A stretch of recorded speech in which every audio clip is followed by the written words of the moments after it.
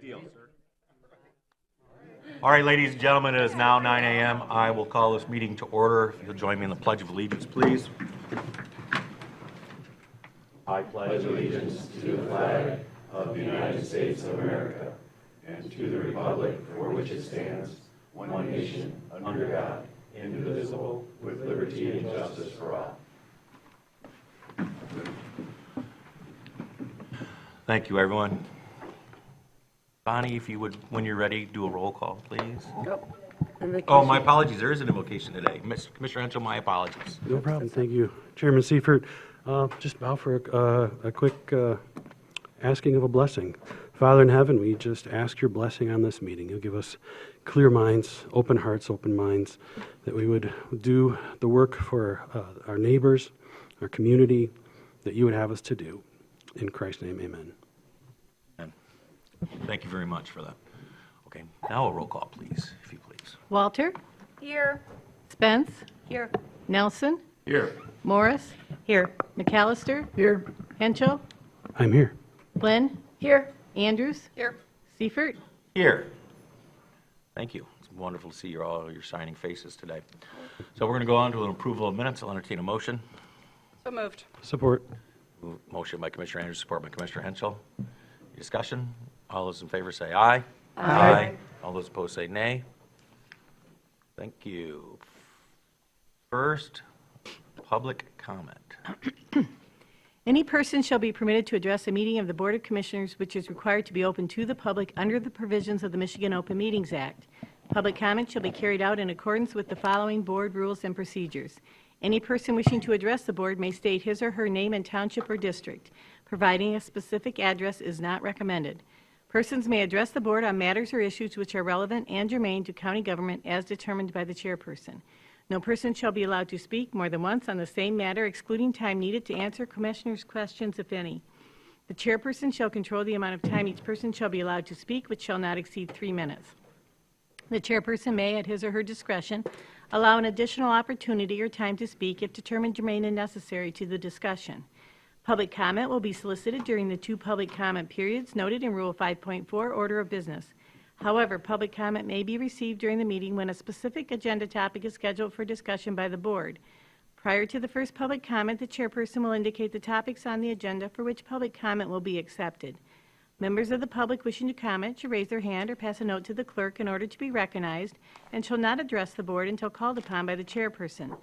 The board shall not comment or respond to a person who is addressing the board. Silence or non-response from the board should not be interpreted as disinterest or disagreement by the board. Please be respectful and refrain from personal or political attacks. Thank you. Anyone for public comment, please just go right up to the podium.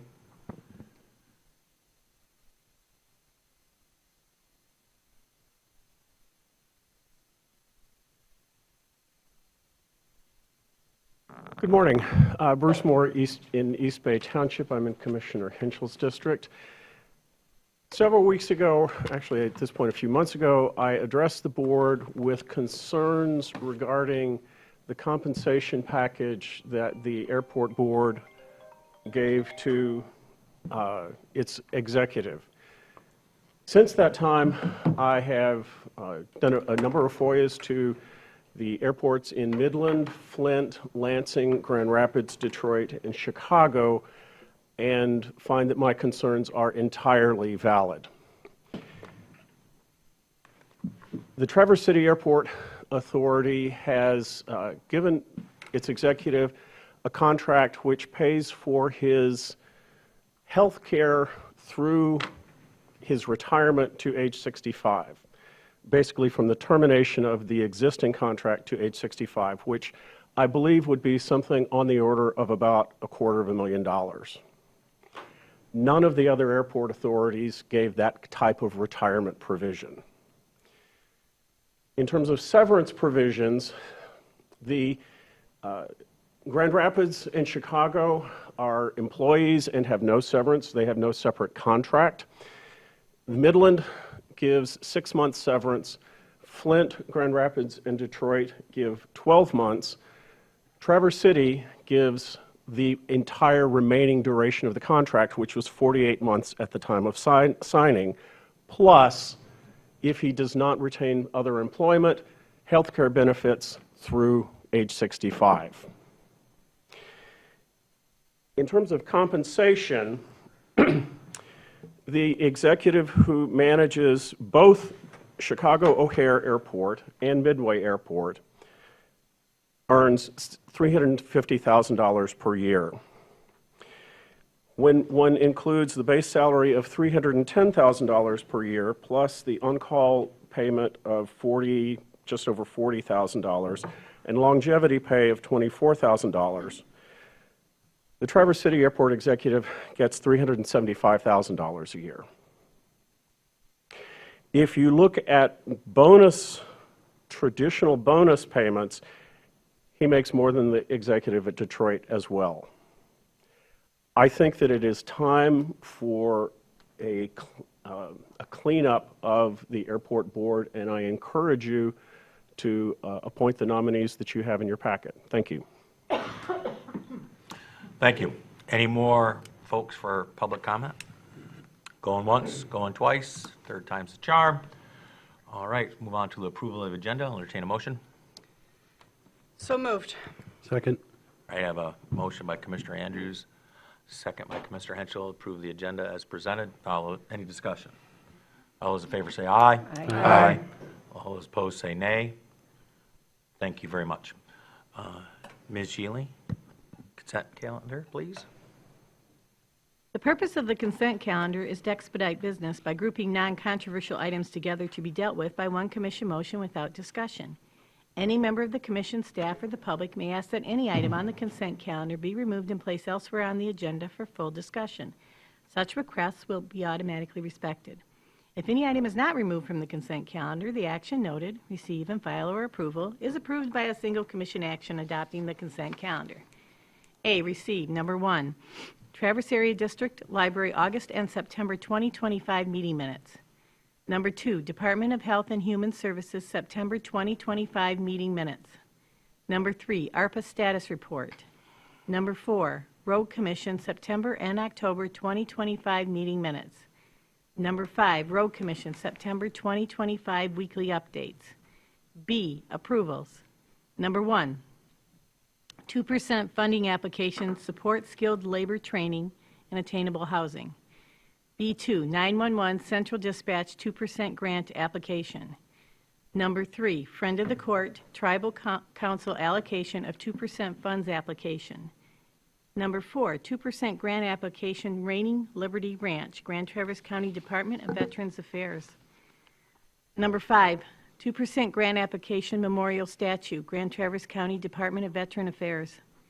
Number 6, Sheriff's Office 2% grant application AED replacements. Number 7, Land Bank Authority 2% application Grand Traverse County Land Bank Authority. Number 8, Parks and Recreation 2% grant application for stairway replacement at the Natural Education Reserve. Number 9, Parks and Recreation 2% grant application for accessibility equipment at Camp Graylick. Number 10, Drain Commissioner 2% grant application Fall 2025. Number 11, Health Department 2026 Eagle Local Public Health Services Grant Agreement. Number 12, Health Department 2026 MDHHS Local Public Health Services Grant Agreement. Number 13, Veeam Backup Software Renewal. Number 14, Highland On-Base Renewal. Number 15, Administrator and Health Officer Review Request for Proposal. Number 16, Code Red Emergency Notification System 3-year contract renewal. Number 17, Resolution of Acceptance for Michigan Natural Resources Trust Fund Grant for construction of the Boardman-Ottaway Crossing Bridge at the Natural Education Reserve. Number 18, ARPA Funding Reimbursement Request. Number 19, Board and Committee Appointment Recommendations. Number 20, Employee Benefit Renewal Health Plan Options. Number 21, September 2025 Claims Approval.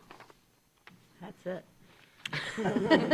Are you sure? I think so. Holy fright. All righty, would anybody like anything pulled from the consent calendar this morning? Commissioner Nelson. I'd like to pull B19 and B20. Let's see where we're at. B19.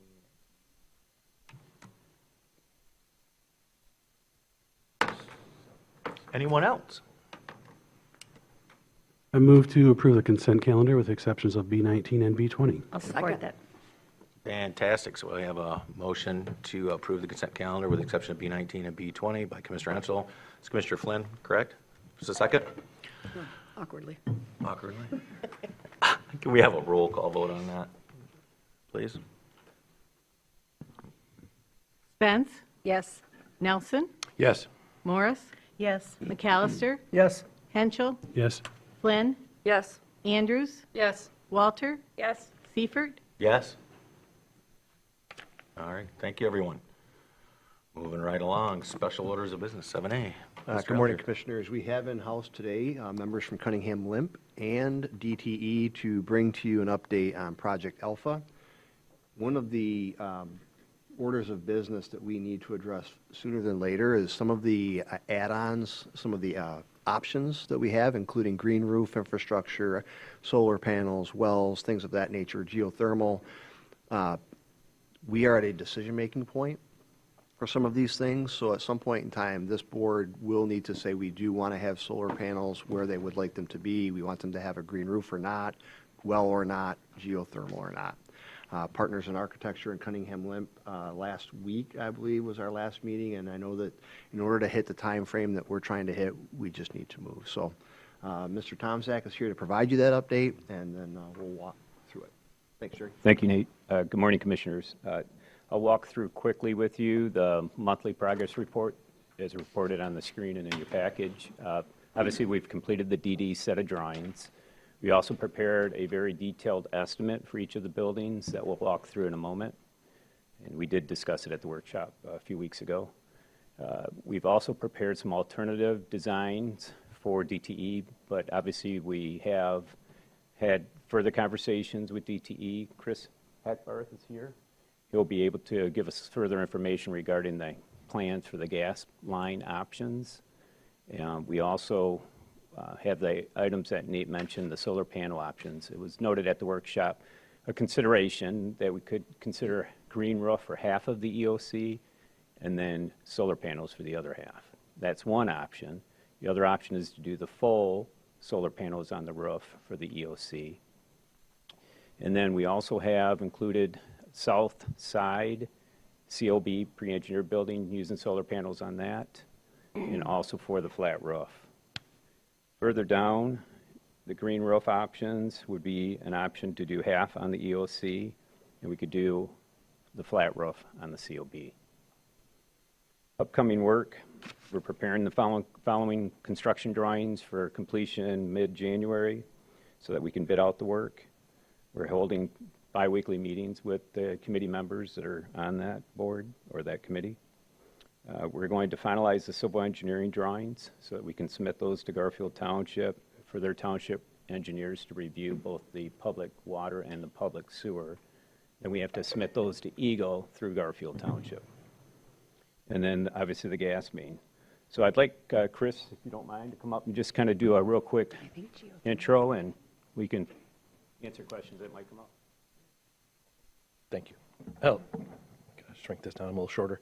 Chris Hackbarth. I'm a regional manager for DTE Energy for our Northern Michigan territory, based here in our Traverse City office. With me, I also have Carla Shawhan-Barney. She is our transmission operations director for all of Northern Michigan. As you've been briefed previously, the Lafreniere campus has an easement DTE acquired originally back in the 50s for our original line that serves all of this area. That is a transmission line as opposed to distribution, 10-inch steel. So during COVID, during 2020 and 2021, we worked to duplicate that line. And so in that easement, 75-foot easement, there is the eastern side, which is our original line, and then on the western side of that easement is our newer line from 2021. And those serve as reliability and safety, again, providing just a duplicate access to all of Northwest Michigan for natural gas. So as we've been working with the county, we really appreciate the partnership we've had with the team. We've been working very closely to ensure that this project will proceed. It will proceed. There are no concerns from our end. We are working out the various ways to make the option work, but the conversations that we've had have involved encasing the pipe, levels of pad necessary, changing out the material of the original line to match the newer line, so that way we have no change in standards for development above those.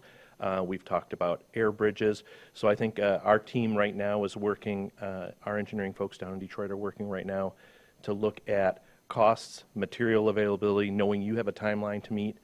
Carla's working with her team to determine when we could have crews there so that we can make sure that any work that we do to protect that line from static or moving loads over the top is done in conjunction with the work that you want to do on your project. So, Carla, did I miss any? We'll have a meeting. We'll be meeting internally next week to have all those final numbers. We'll get back with your team at that time and sort out the final specifications, final numbers, all of what we're going to be able to do and when. So that's our plan right now, and happy to answer any questions. Questions? Commissioner Andrews? Yes, so I appreciate the update, and we appreciate hearing from you. It might be helpful if we can see what we're talking about. There's a helpful schematic in the plans. And I guess I just want clarification. I believe I know the answer to this, but you indicated getting the numbers and then bringing them back to our administration. Is DTE committed to undertaking that work on its dime, or is that still to be negotiated? Let's say the cost is $750,000 to recase that section, the older redundant transmission line. What's the general thinking that has been discussed so far? So our team is working on the available budget that we operate on a calendar year budget. Our folks are looking right now at available budget that we can allocate to this. DTE will be committing significant funds to make sure that the county's plan can go forward. We're working on what does that look like with the available dollars that we'll have. So that's kind of what we're going through right now on our end. There is no expectation from our end that, let me put it this way, we want to ensure that the county is able to do what you're able to do with as little impact cost-wise as possible. So that's what we're working on. There is there are other things that we're working on, like I said, supply chain, availability of materials, availability of crews. So those are all the things that are kind of wrapping into our, can we do a switch over this material in the time frame you need? Do we have that? Or do we have to go with a different material? So I think that's some of the calculus that we're going through right now. There is not an expectation that there's going to be any significant financial cost to the county for this. Music to my ears. Thank you. As to us all. Any more questions? Thank you for being here today Chris, and thank for your efforts. Thank you. Go ahead, Nate. I'm sorry. Helpful.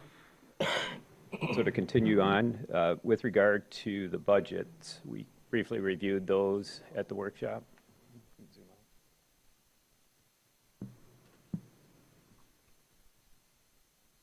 Okay, so thank you, Bobby. So the EOC 911 facility, as reported at the workshop session a few weeks ago, regarding that building, we're at $14.15 million at the low end to $14.875 at the high end. Those numbers did come in less than what we had reported in the schematic design, which was good news. There's a breakout of what we have included, which has the site, the building, and then contingencies. Then for the COB building, we're looking at roughly $12 million to $12.6 million. That again came back at a lesser number than what was reported at schematic design. Go ahead. Hello, Bobby Peplinski, also with Cunningham. Just real quick, I know we talked about it at the study session, but to go through again the effort of the DD budget that we went through, and then the result of where we got. We went out to subcontractors for that round of budgeting, so we have better information compared to the SD drawing, which is primarily an internal estimate with some general support of subcontractors. Here we got a lot of response for subcontractor involvement for this budgeting effort. There was also revisions that were made as we went through the DD process, ways that we could find ways of savings, adjusting how we were going to construct the building, things like that. That did allow us to go, in general, about $900,000 less on the ECC, EOC building compared to the SD budget. And I also want to point out that that number also includes the geothermal within that, versus last time that was a separate line item. So with adding that in, at the time, we estimated that to be around $600,000. So now overall, if you're looking apples to apples of the two budgets, we're really down about $1.5 million on the ECC, EOC building with adding in that geothermal. And then on the central operations building, a similar result there where we're down about $700,000 despite adding in additional square footage for the mezzanine and things like that. So the steps and the process that we're going through has been a really strong process to get to this point, and we're really seeing that we're dialing in these numbers and getting into a budget range that is falling back into what we expected. So that's where we're at now based on the DD set. And Jerry's going to walk through a little bit now of some of the decisions, as Nate had already brought up, that we really need some direction on now between panels, green roof, well, things like that. And that number includes the tower as well, correct? That's correct. That's a good memory there, Nate. The ECC, EOC building does include us constructing the tower now as well as part of this project, where prior the county was going to lead that effort to construct their own tower. The one piece it doesn't include is the equipment associated with the tower, which that is still being worked through by the county, but the construction of the actual physical tower is now included within our number as well. Thank you, Bobby. Just to confirm, too, that radio tower is worth about $185,000 in our budget. That's also good news. With regard to the green energy options that we were discussed earlier by Nate, we'd like to move forward with the design on what the decision would be of the commissioners for putting solar panel on the complete EOC roof, and we had reported before that's between $600,000 and $800,000. We could also look at using half the roof in green roof, and then the other half of the roof with solar panels. That's reported further down in that at $450,000 to $550,000. The COB building, to put the solar panels on that building on the south side of the pre-engineered building and the flat roof, is between $400,000 and $500,000. And then if we wanted to look at doing green roof in lieu of solar panels on the COB building, we're looking at between $150,000 to $250,000. Sure. Yes, sir, I'm sorry. May I ask a question? Absolutely. Yeah. So, thank you. You probably have an update since then, but the first time we talked about this, and I asked for numbers of payoff, the years of payoff on these. Yes. At that time, for the solar panels, it was 17 to 18 years, and for Yeah. the green roof, there was no expected savings over the expected life of the building. What have you, I'm sure you've updated those numbers. Where are we at now? Yes, so Daryl, I did reach out to Keene Industries. Keene's done some work for me on some recent projects. I think I reported before the beta operations. Had a conversation with Jamie Vaughn. He said that it is between 12 and 15 years for the payback on the solar panels. The green roof doesn't have a payback. It's doing all of the good things for our environment, which is filtering the water, helping to reduce the energy usage. The life expectancy of the roof doesn't change. You have a protective layer between the roof membrane and the underside of the green roof. In the end, there's no return on investment for a green roof, but it does provide benefits in the environment. So you said it increases, I'm sorry, am I jumping ahead of anybody? My apologies. You said that the green roof may increase the life of the roof? It could. I'd have to confirm that. Okay. But at least it doesn't degrade the roof. Oh, all right, quicker. Okay, Yep. good, thank you. So Any more? those are the options for the green. We also looked at some other options. As noted earlier, we've already got the geothermal in our budget. We're planning to move forward with that. Yeah, that one made sense last time. Yep. We had a credit for using boulders in lieu of a retaining wall. So there's some significant dollars there, between $20,000 and $25,000. I also reached out to B&Z Well Drilling. We're working with them on a project just south of Lafreniere. It's called Life Point Church. Looked at the cost of what we're doing for their well, including the horsepower required for that well pump. And in the end, based on what information we have to date, it would be between $25,000 and $30,000. Now, Nate and John had some conversations, or Chris may have been involved in those, on the expected costs for irrigating out there. We anticipate between $2,500 and $3,000 a season that you're spending on watering that site. So the agenda item report I prepared does have that detail. It gives you the detail for Project Alpha and then the added cost for the Lafreniere campus. And John Chase is here, and he's available to answer any questions you have about that detail. Commissioner Nelson, go ahead. Is there an expected lifespan of the solar panels? Yes, between 20 and 25 years. Yep, and they're getting better by the year. So even 5 or 10 years from now, they'll be, Could be longer. Yep. okay.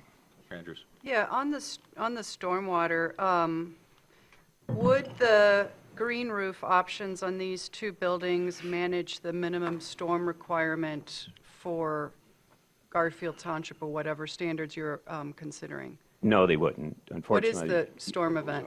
Is it a 10-year? It's a 100-year that they're using for design size. But now we're finding that with sandy soils, you're obviously limiting the size of the detention ponds that you would need, or retention ponds. In the end, we did have the discussion, maybe what we do is take the stormwater and put it in tanks below the parking lot, Yeah. which isn't uncommon, and let it filtrate underground once it's collected in those. So we are evaluating those. And last time we talked about the fact that as planned, it looks like all retention for the new structures is sort of off-site. It's on the adjacent parcel, Right. which will limit the future use of those parcels. And to the extent we can bring it on site, and to the extent a green roof would at some level at least help, it won't hurt Correct. a move in that direction. But certainly from a water quality perspective, given the amount of impervious surface we're looking at on that site, it's phenomenal. And It is. trying to do some filtration seems like a net benefit to the environment and water quality. And you may want to consider too, over in that southeast corner, we had mentioned at the workshop, there's a proposed retention pond here. That really isn't a very large usable area. Right. So it might make sense to at least use that for it. But this one, further to the west, could go underground, or we could do a combination of both. Also note that we could always convert this into underground detention and use this area as a parking lot for future expansions that would happen further to the west. And it doesn't, so you're not spending dollars that you're not going to spend again. Right. So question, and this may be for DTE, is the plan to, I'm just looking at the section of the easement that's runs south of this development site area. Would the plan include addressing the redundant transmission pipe in that area while you're at it? Or would it, and I'm just thinking, like, to the extent there's future plans for that southern portion of the property, are we going to face the same challenge there with respect to the amount of pressure that can sit on top of that, half of that easement? The conversations we're having with the county right now are relative only to the development that's being discussed. Any development outside of that parcel, we would have fair conversations ahead of time, so the county could plan in for costs of how to address, at the county's cost, any measures that would be needed. And would that be an opportunity to have an incremental cost? For example, if DTE is mobilizing a crew to do the work in the design area, and then it's an additional, you don't have to mobilize an entire crew, you don't have to design, if you're doing it all at the same time, I would imagine the incremental cost for the county is less than if we did it as a standalone project at some other time. And we have had those conversations that, yes, if we're already in and doing excavation work to extend it, and then the county pays a portion, that is a conversation we've had. That's another part of the number crunching that's going on. Right. I just feel like I would want our administration to ensure that parcel is as buildable as possible going forward and not lose an opportunity to sort of share some of the fixed costs while we're at it. Mr. Hackbarth and I did talk about that very thing. That's why he's waiting for good numbers for us, that we can come back to this board with confidence that we understand what we're going to pay and what that's going to result in. In my way of thinking, it would make just common sense that if DTE is already mobilized, adding to this project, why wouldn't we move that further north and further south as well? Right? Yeah. And it's just, I don't know what the cost is. Chris hasn't been able to give me even a forecast at this point in time, but we should know in the next week or two. Yeah, I've been told the 7th we will have numbers. Yes. Great, thank you. Commissioner Ensel? I had some questions on a much deeper issue, the well. But I'm done. Thank you. I'll be here all morning. How did you come up with to me, it looks like about double what a well's costing right now. Is that just like a ballpark, or is it a deeper aquifer we're looking at? We're anticipating it's going to be a little deeper. We're probably at 250 feet, 300 feet down. Okay. Yeah.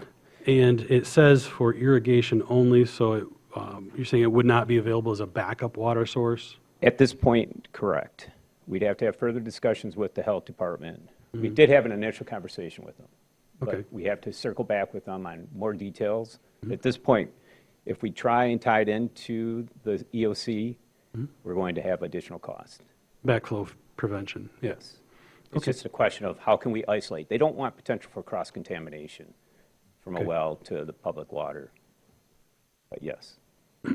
Okay, and then when we look at the return on investment in the solar panel systems, are we calculating the interest on the money we borrow to put them in?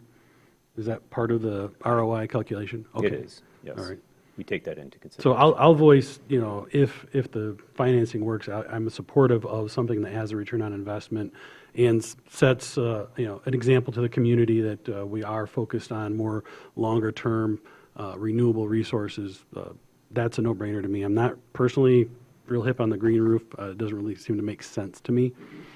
And I'm fully supportive of the well. I think it's going to pay for itself in just a few years of irrigation. And then I am also interested in it being a backup water source. When we talk about an emergency operations center and a catastrophic incident, it's not very often we go without water, but if it did happen, we would be able to support our teams and our community through that backup system and possibly solar panels as well.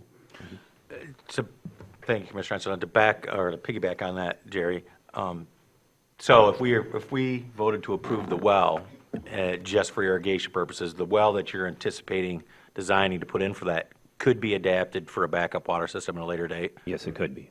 All right, thank you. Yep. Commissioner Spence? Hey, thanks. Could you elaborate a little more on the parking over stormwater retention that we discussed? Because I think that, in my opinion, and what I've gained so far, is that would be a really good alternative to the green roof. Because I almost feel with all the stormwater options up there that the green roof would be not as necessary. I know there's a lot of asphalt coming, but the retention under the parking was appealing to me, and maybe that's a good thing to expand on. So what you typically do for an underground storm system, you obviously have to still size it just like you do above ground. So it has to collect that water. We typically will put stone with a filter wrap around that storm tank. It then collects the water. It has sumps at different locations so that any sedimentation that came off the parking lot still will collect like a catch basin does. A catch basin typically has a sump at the bottom of it. These would have access covers at certain locations so that you can open it up, still get a vacuum in there to suck out any of the sedimentation. The water itself that sits in there eventually still migrates through the soils because you still have a stone and a filter. So you're not contaminating any of the underground. The whole intent is just like it's treated above ground, except it's collected underground. It's a nice source up here to use because you have sandy soils. Where I came from, we had a lot of clay, and it made it very expensive, but in this case, it doesn't. So I used it, in this case, on the Common Grounds, West Shore Bank. We did that in that separation drive. It worked well for that. We've done it on a couple of other projects, and it does work. The trick is making sure you maintain them. Just like any catch basin, you got to clean out those sumps. If the sump fills, all that sedimentation's getting in the pipe and eventually blocks the pipe. So it's a great source. It's a good opportunity, I think, for us if our intent is to utilize as much of the land as possible out there. Commissioner Walter? Just another question about an alternative approach to the stormwater management. Did we look at all into a more permeable parking lot situation? We briefly discussed it. I have studied that before. I've never used it, but I actually attended a class on it because it was up and coming during the days of LEED certification. Problem we have with those porous types of concrete or asphalt is just like the maintenance. It needs to constantly be vacuumed of any sedimentation that collects there. And with us living in northern Michigan, we have a tendency to freeze that ground early, which means that water's not going down into those porous openings. It's not until it thaws out. So what are you doing in the end? You're creating a hard surface. It's wonderful to use in warm temperatures, but it's difficult to use in cold temperatures. Just been seeing them pop up more locally. Yeah, you can use them. If we were to go that route, it's going to cost also more money, but again, it's going to require more maintenance too. I understand it's more money upfront than a regular, but long-term is it used as an alternative to those large catch basins that are taking up all that space? It is, because now you're taking that stormwater and allowing a certain percentage of it to be expected to saturate into that porous condition and filtrate down into the soils. So yes, you do have a choice to lessen how much area, but I think the return on investment would be, if you want to consider, is to do the underground storm versus the porous type of concrete. I don't know, it hasn't been life tested to know, does it stand up to asphalt? I don't know the answer to that, but certainly it costs more.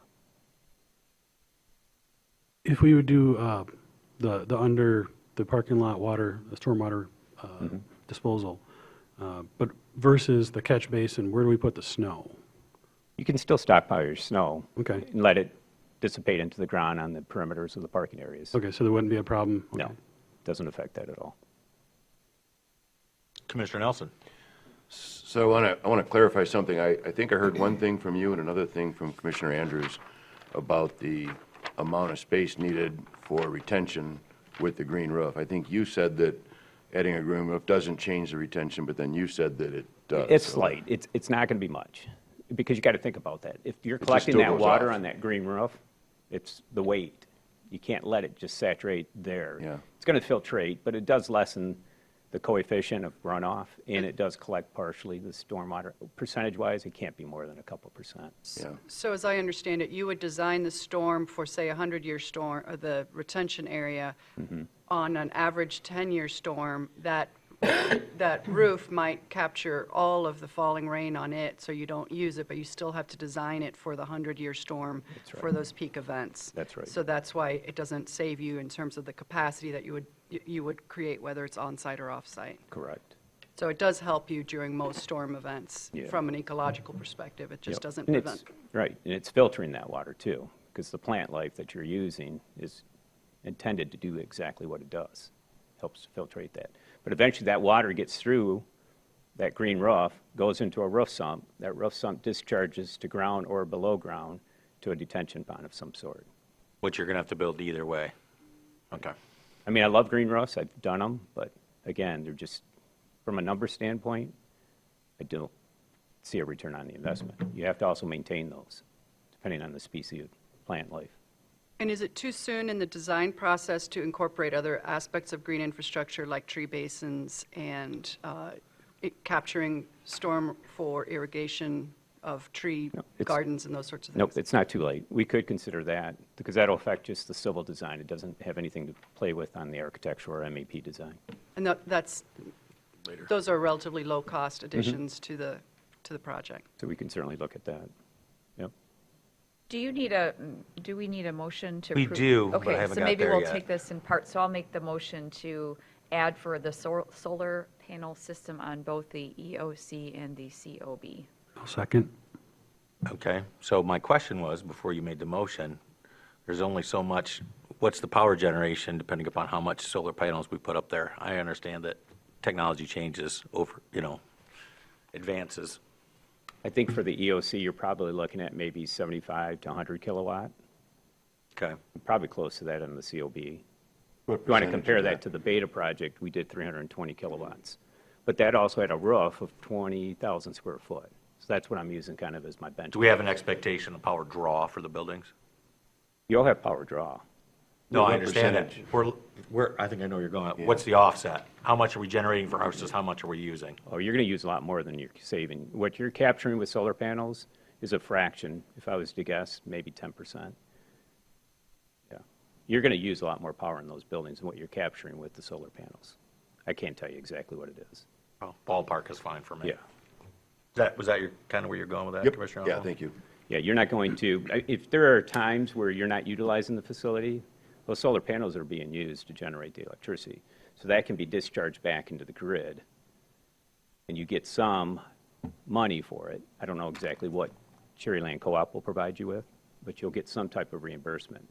TCLP did the beta project, and I think they get 60 cents on every dollar of electricity that they put back on the grid. But those rates are starting to change. You're Right. starting to see more solar panels show up on projects, which thus changes the business plan or the business model for the electricity companies. So, That's a good thing. I'm sorry, go ahead. Mr. Andrews? I was just going to ask on the proposal for solar on the COB, is that only for the south face on the re-engineered, the re-engineered section? Yeah, the pre-engineered building, south face of sorry, that slope, pre-engineered. and then also the flat roof area of that. It's both? So that would leave no room for a green roof? It would maximize the roof for Correct. for Yeah, solar? because you only have about 15,000 square foot of roof area on the COB. I mean, it seems to me if we have to forego solar to have a green roof, that seems like a trade-off, especially considering either way you do it, we're going to use all the solar that we're generating. So it makes sense to me in this particular case to maximize the solar since it has a trade-off and we need that capacity, the full amount of generation. I would like to see as much green infrastructure built in and on-site retention because I think I think it's good, best practice for everybody, but also I think we want to keep that other parcel as independent of this parcel as we can. I think that's, going forward, we're going to want that flexibility. Sure. Commissioner Henschel? Just checking your math. You said in the ballpark of 15-year return on investment. 12 to 15 on solar panels. Okay. So if it's $1.3 million at the top end, so that's going to generate $86,000 worth of electricity every year. Does that sound right? I'd have to do the math. I don't. Well, I just did. Yeah. It just I'll seems assume yours like is correct. That seems high that. for the amount of. It seems like the ROI numbers might be a little off. I don't know. Just check your math. Well, 12 years is going to be almost $1.2 million at $86,000 a year. Yeah. So the payoff would, by your math, is going to be earlier, correct? Yeah, we're talking in ranges on everything, but Yeah. Commissioner Spence? Yeah, does your solar panel system, have you taken into account the state incentives that still exist? I know the federal incentives are going to be running out. No, that 12 to 15 year is not based on any type of a grant that you would receive. So yes, there are grants out there. As a matter of fact, I mentioned before, the Beta did get a grant through the state of Michigan through Eagle. for theirs. So the Federal Inflation Reduction Act, the clean energy tax credits are still available. So we're reviewing guidance on how to claim those tax, and so that is something, if it's available, we will pursue that. Our objective today is to move forward with this, right? I mean, we want to do groundbreaking That's right. February 2026. So what more do we need to talk about? Well, we have a motion on the floor to approve solar for all the buildings. Yeah, so I just kind of want to get to yes. Commissioner Nelson? I can't support adding solar panels because we're adding 6 to 7% to the cost of the buildings for a pretty extended payoff when, the technology on these things is changing pretty rapidly. So we're going to be outdated. There's a very good possibility that in that period of time, there'd be even a desire to upgrade or change for more efficiency. So I'm going to vote no on the solar panels. Commissioner Henschel? I'm sorry, just to clarify, did you say 100 kilowatt hours per year generation ballpark on the solar? Yes, ballpark. Okay. Well, my napkin math says it should be about 5 times that to get a 15-year ROI. So I'm not in at this point. I'd like to see the breakdown.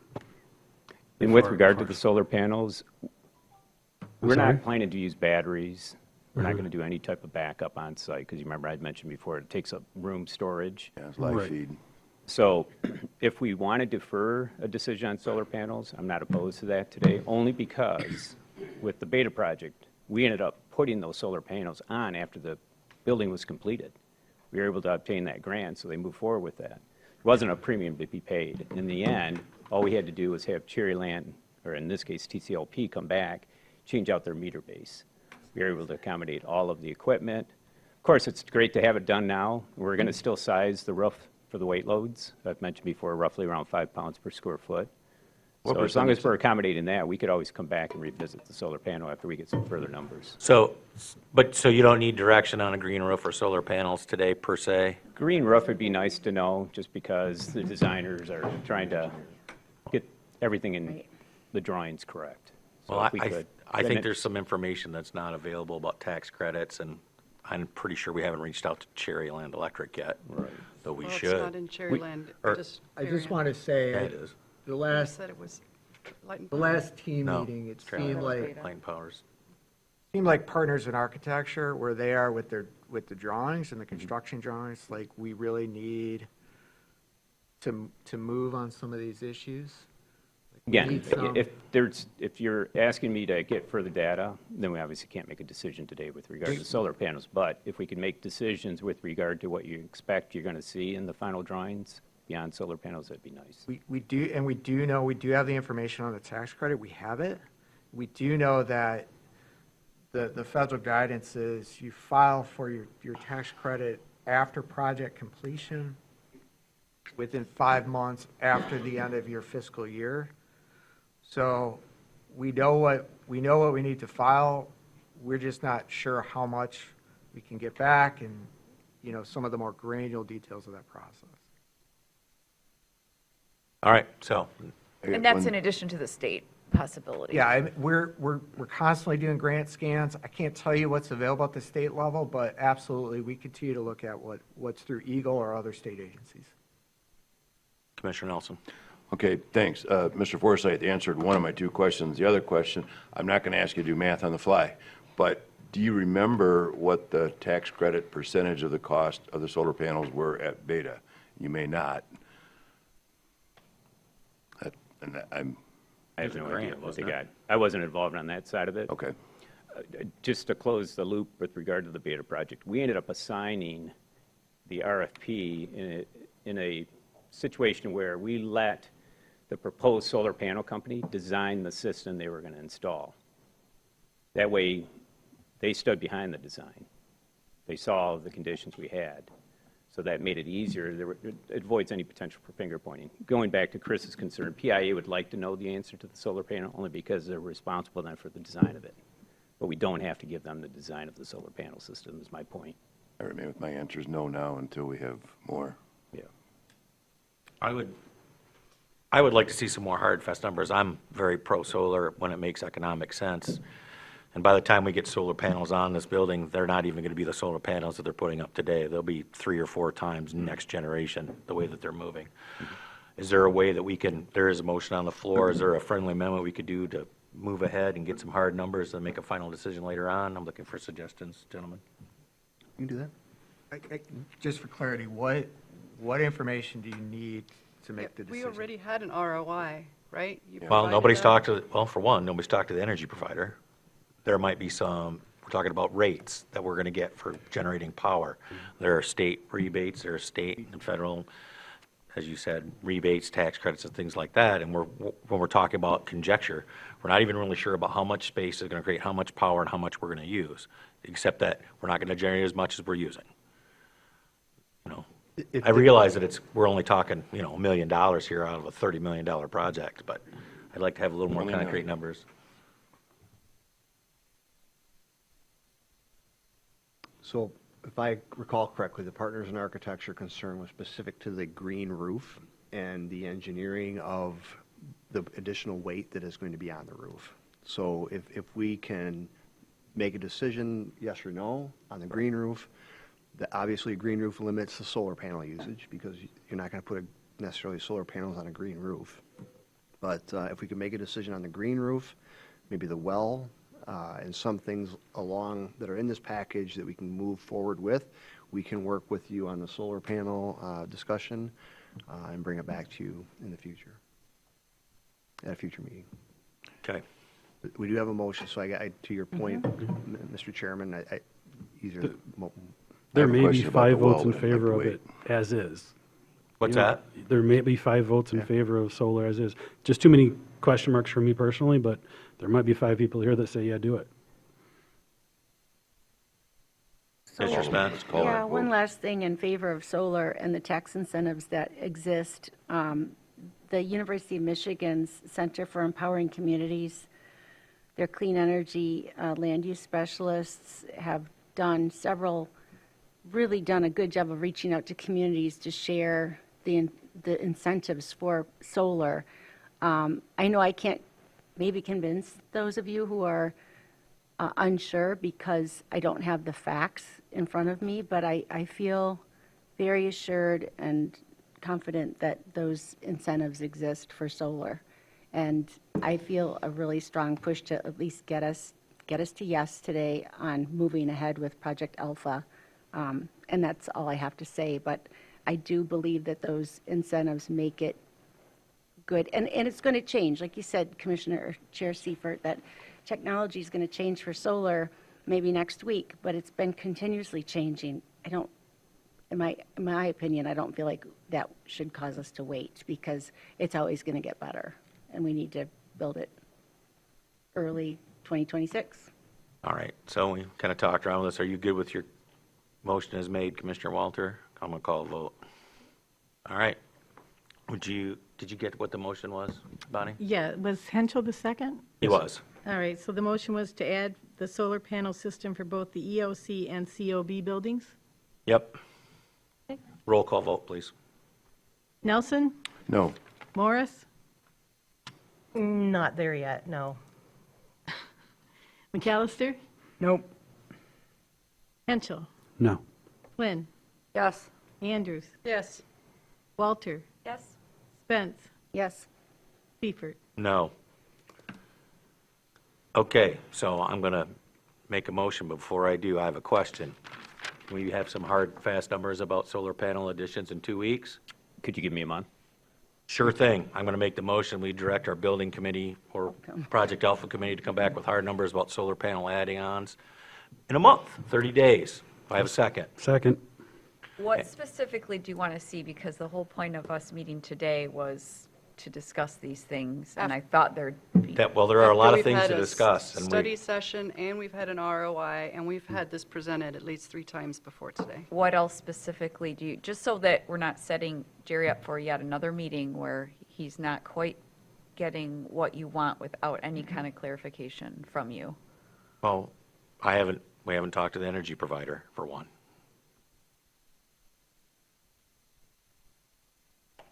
So, What else? well, let's start with that. And then 75 watts to 100 watts doesn't tell me anything. Whatever. I'm all about the solar, but I have to make sure I got to do my due diligence for the taxpayers. I'm all in. So let's go with that. So I have a motion and I have a second. Any further discussion? I don't know what the motion is. Can you be The more motion specific? is that we're going to direct the Project Alpha Building Committee, forgive the word, the lack of proper nomenclature, to come back with definitive numbers and rebates, tax incentives, energy output, the kind of cost generation that we could get by generating solar power, offsets, and payoff, or return on our investment, specifically. We've been talking in big cloud ranges. Big cloud ranges don't work for me. And he says he could do it in a month. I'm In a month, confident. he's not going to have the building, and there won't even be a shovel in the ground in a month. But is it going to delay is that going to have any kind of snowball effect? It will not, no. Okay. And I'm confident I can get that information for you. Thank you. So just as point of discussion, if we get 15 cents a kilowatt generated, which seems high to me because I know I pay less than that. So if we did, at the ROI numbers we're talking about to make up $1.3 million in 15 years, it would have to generate 577,000 kilowatt hours per year. His estimate was 100. That's why I couldn't vote for doing solar now, but if there's incentives, if there's, get with the manufacturer of the panels. What is the actual output? What is the actual life expectancy of the panel? That they're willing to put their stamp on and say, yes, our product does this. That's something we can make a decision on. I kind of expected that to be here today, but we got estimates that didn't really add up when I put it on my napkin. So that's why I think this is a great motion. The only problem with this is if we want to do if there's 5 votes here that want to do a green roof, then solar's not an option. So that's where we're at, and that's what could slow the process down. If this board declares there's not enough support for a green roof, but we do want to pursue solar, then they can just keep going from today. It's not going to slow anything down. Correct.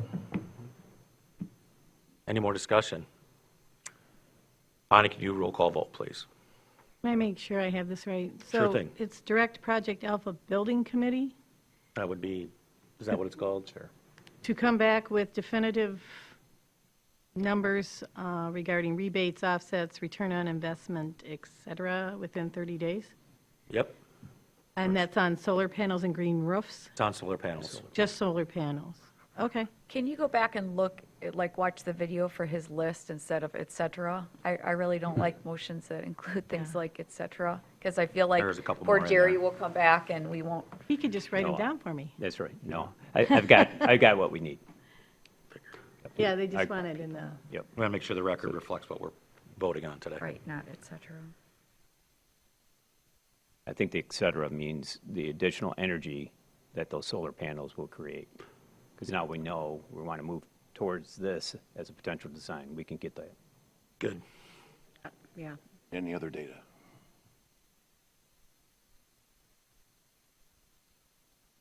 Are you ready? oh, yeah, Can you do a roll call vote, please? yes, sir. Morris? Yes. McAllister? Yes. Henschel? Yes. Flynn? Yes. Andrews? Yes. Walter? Yes.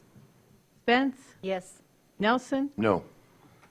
Seifert? Yes. Thank you, everyone. All right, so let's talk about a well. Yeah, I was gonna. Please, So, you had some comments. I was questions. unable to make the study session, so forgive me for my question here, but I want to understand more about why the well, it's for irrigation and fire pump water storage. Is that something that could be done with city water? Is there other reasons, and is there a return of investment on the well as well? Let's break this up a little bit. Thank you. With regard to the irrigation well, that was a directive to consider during one of the work sessions. So the estimated return on that investment would probably be around 10 years if you're using anywhere between $2,500 and $3,000 a year for irrigation. With regard to using the well as a backup for the EOC, domestic water supply and fire suppression, we don't get to just do a well. We would have to do that reserve tank underground. Then you have to pump that water from that reserve tank into the fire suppression system of the building. It's all ready to go at once. So typically what you find in most communities, if you've got public water, you use that public water supply. It's dependable, it's reliable. We talked about the fact that the water plant does have a generator, so it's expected to be there for your use during an emergency need. Of course, you never know what could potentially happen down the road. In the event you do decide to move in that direction for domestic water use and for fire suppression on a private well, then we have to still talk to the health department and get further information from them. And if it will be allowed, how the connection would be done. So you'd have to disconnect from the public water supply, hook up the the private well. That takes time. In the event of an emergency, I don't know how much time it's going to take. But we want to evaluate that according to what I heard from the commissioners. So that's why I still listed out that fire pumps and that storage tank at between $250,000 and $300,000. For the primary use. Yep. Now, Excuse me. the well itself, we can put it in to accommodate like a 5-horsepower pump that would provide for what would be needed to fill that tank in the event we decide to go in that direction. Because that tank has to be filled up in a certain number of minutes under emergency capacity needs. And that can be done on city or a well. Could, yes. So the well is primarily for irrigation and catastrophic. Does the emergency manager want to make any comment? Is that a common request in other centers? Okay. That no comment or no, not a common request? Come up to the mic. Yeah, you don't commonly see it. Yeah. We're putting in a $250,000 to $300,000 well. I think there's two separate items there. We can have a well without the backup. We can't have Okay. the backup without the well. Okay, so But the explain well- that to me. Well, I understand you can't have the backup without the well, but, But you can have a well, use it only for irrigation and never hit that. And we Right. could approve, if it was A, B, C, credit for boulders, B is add water irrigation, and C is, we could do B without doing C, or we could do B and come back to C at some future date. so, okay, so the water well for irrigation only is 25 to 30,000. Correct. Okay, thank you for that clarification. I was not fully understanding that. It's a standalone item, Gotcha. as I understand it. So. And that's a 10-year payoff about approximately. Sorry. That's Accord- correct. According Greg to, to speak, he spent the time coming up here. he's fine. No, we're good. So according to the paperwork that Dean gave us, it'd actually be more like a 5-year payout. Because the estimated irrigation costs are between $5,000 and $7,000, depending upon which one we're talking about as Lafreniere here. I had heard between $2,500 and $3,000 for irrigation on this proposed site. We've gotten some harder numbers since then. Okay, that's fine.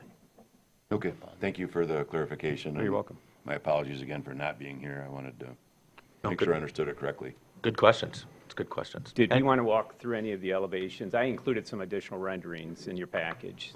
It's totally up to you. No, just the EOC. Yeah, Yeah. the calculations are doing. John, I would have, Bobby was just asking the question, that estimated cost for irrigation, was it the entire Lafreniere campus, or was it just the EOC and COB estimated 25 to 3,000? You recall? Question. Sorry, I didn't mean to No, start by all means, delegating please who do. comes up.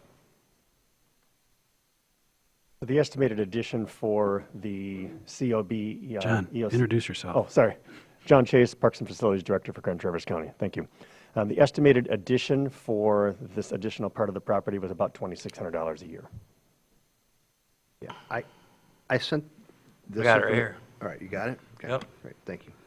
That is an analysis completed by the Finance Department, and there's a little bit of science there because not all of this is metered, so there has to be some type of a formula provided, and Mr. Bott's office did that projection, so we have a good idea of what the Lafreniere campus, including the Public Services Building and the Health Department, and it's right around that $6,500 mark. We're estimating Project Alpha specifically to be around $2,600 annually. Would the new well provide irrigation for the entire campus? No. It gets cost prohibitive, because you can imagine you're using that isolated well at the very south or the easterly side to pump. You'd have to run all that additional piping to go and tie back into your other irrigation systems. So you'd have to do your payback period over just the $2,600 a year. That's right. For Project Alpha. That's So correct. the payback period then becomes more like 10 or 15 years. That's what I was estimating, 10, 11 years. Rob, you want to check that for me? Can someone just clarify, in the image, what are we irrigating? It would be all the landscaped areas, so I can go to the So site plan. There's not a lot of landscaped areas. No. So we'd have the perimeter. Obviously, you have more open area around the EOC, all of the perimeter on all four sides. You'd have these landscaped areas of the islands for the parking. So you'd have that. You'd have that north side right here. And then anything further to the west of the new parking lot, possibly that would be included here, but I wouldn't go any further than that. And if we had a rain capture system on the roof, we could offset some of those irrigation costs without an irrigation well, right? We could. We could. We could also look at the idea of filtering that underground storage, stormwater. I don't know what, For I've never irrigation. done one, so I want to put that caveat out there. But if you're collecting that water, could that be filtered again to be used as what we call gray water for irrigation. Right. I think you're going to have to get into some filtering, because now you're talking about salt in the wintertime that's collected in that tank. That tank's probably not going to be cleaned out, and now you're going to pump possibly some salt-contained irrigation water. But, Sounds pricey. but you're also applying it to potentially areas that you're going to design using green infrastructure and using xeriscaping. Hopefully, you're going to plant some plants in there that are prone to or supportive of That's right. gray water in the first place. That's right. And we could also look at taking the roof water directly to a couple of smaller Barrels. type of barrels that are underground, collect that water, as opposed to trying to take the water and treat it from the parking lot. Right, so that would be clean water coming right off the roof Yep. there. So, They and- used to do it in the olden days, cisterns. Yep. If you remember any of those, that's what they did. yeah, that, I understand there's some companies in town that specialize in those collection systems. Yep. So that might even be an option. And maybe we don't even have to irrigate it. Maybe we do it into drip lines. I'll make the motion that we direct Cunningham Limp to investigate opportunities for gray water reuse to offset the need for any irrigation well for Project Alpha. Second. Okay.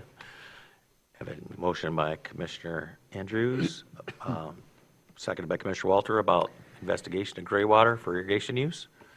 Any comments, Commissioner Henschel? Respectfully, I'm not supportive. There's just not enough gray water. I mean, you're counting on rain, you can't count on it. I grew up farming cherries, you can't count on the rain. So, unless we want a chance, not looking professional, not having green grass. But I am supportive of the well, so I'm going to say no on this one. Commissioner Walter, you had your hand up real quick. Yeah, we had a similar discussion about the Civic Center Park this summer, and as far as I know, we're still waiting to hear back information on how we might go about that. I don't know if Mr. Chase has an update on that. Oh. And maybe this will help inform this decision, because that was 5 months ago or something. 3. John Chase, Parks and Facilities Director, Grand Traverse County. In the same analysis that Mr. Bott provided, we looked at 2024, and our number for 2024 for irrigation at Civic Center was about $17,000. And we figured that we've got there's some estimates, some guesswork that goes into this, but we've got a 45-acre property. We estimated that we were watering about 30 acres of that property, so that puts us at about $600 an acre for that. Thank you. You're welcome. That answer your Don't go- question? No, don't go anywhere. Because the discussion we had, which was about, we're currently using filtered, high-quality city drinking water for irrigation at the Civic Center. And we thought directed administration to look at alternatives for the Civic Center in particular, related to capturing gray water and using that for irrigation. I know we moved forward with the irrigation system that needed to be there, but just wondering where we are with that piece of it, because that might help inform how we move forward with something like this. Sure. Now, my recollection of that was for us to take a look at the possibility of a well on property, and we did do that.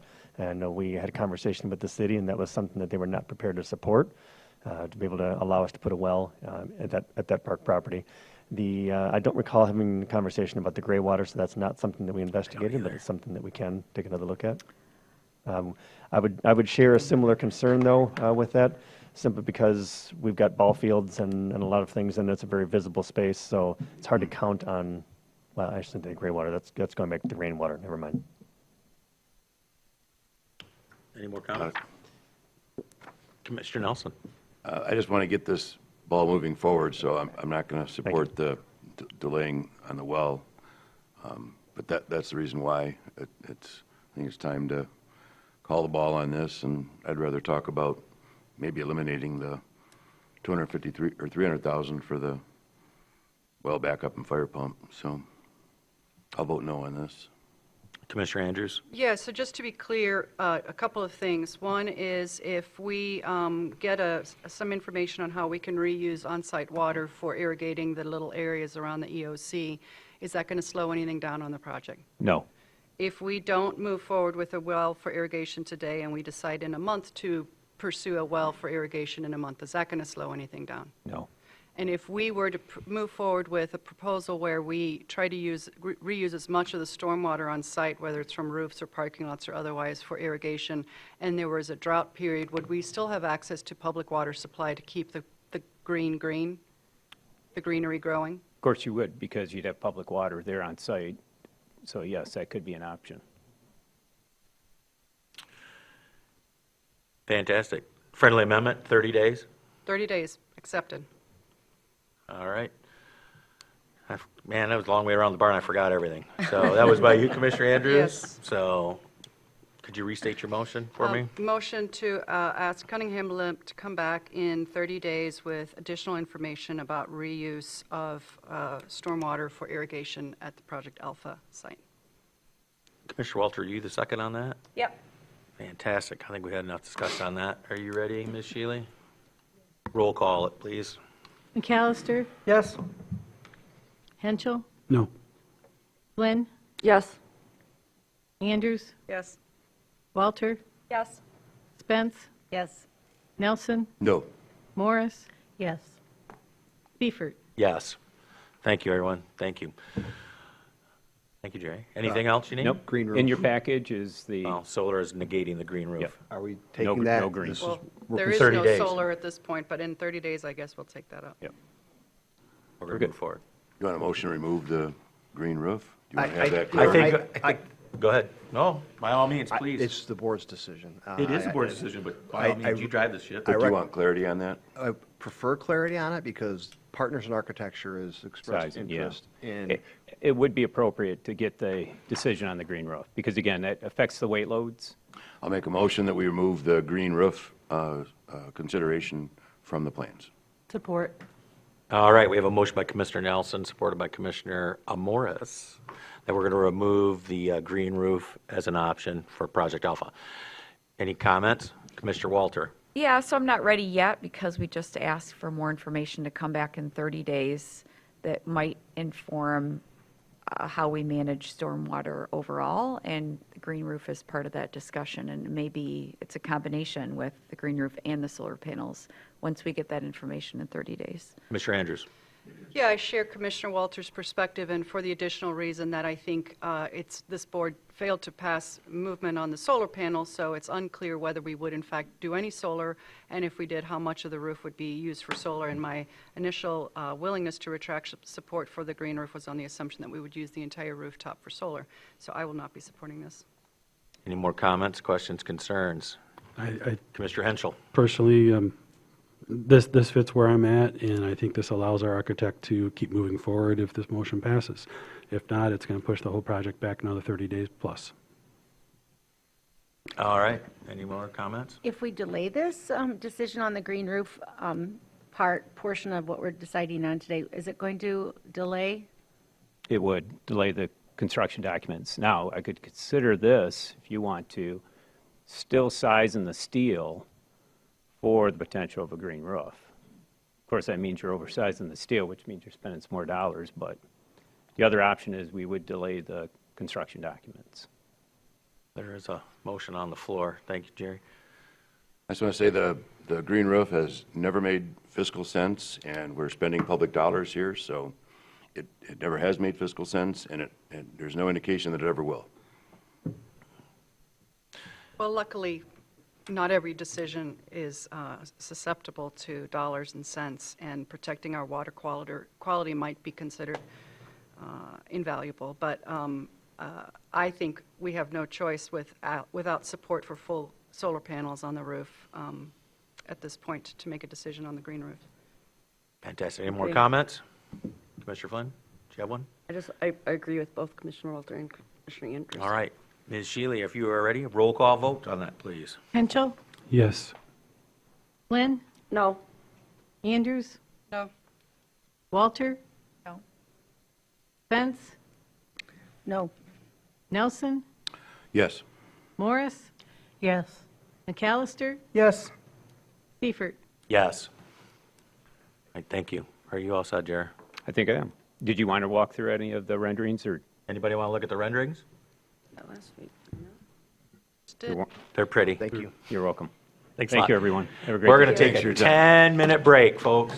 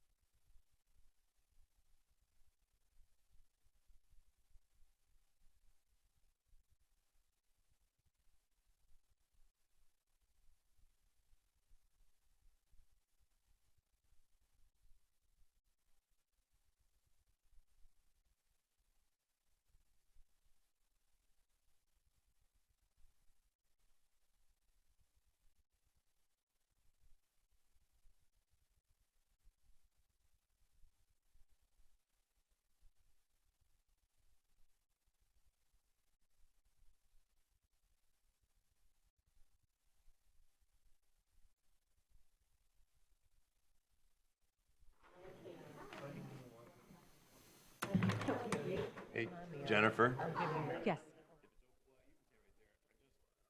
the hops market.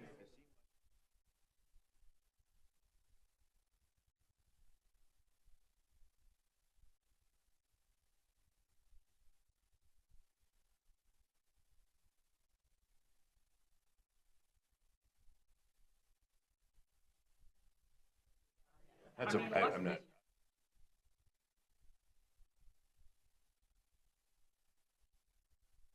You make the decision on landscaping.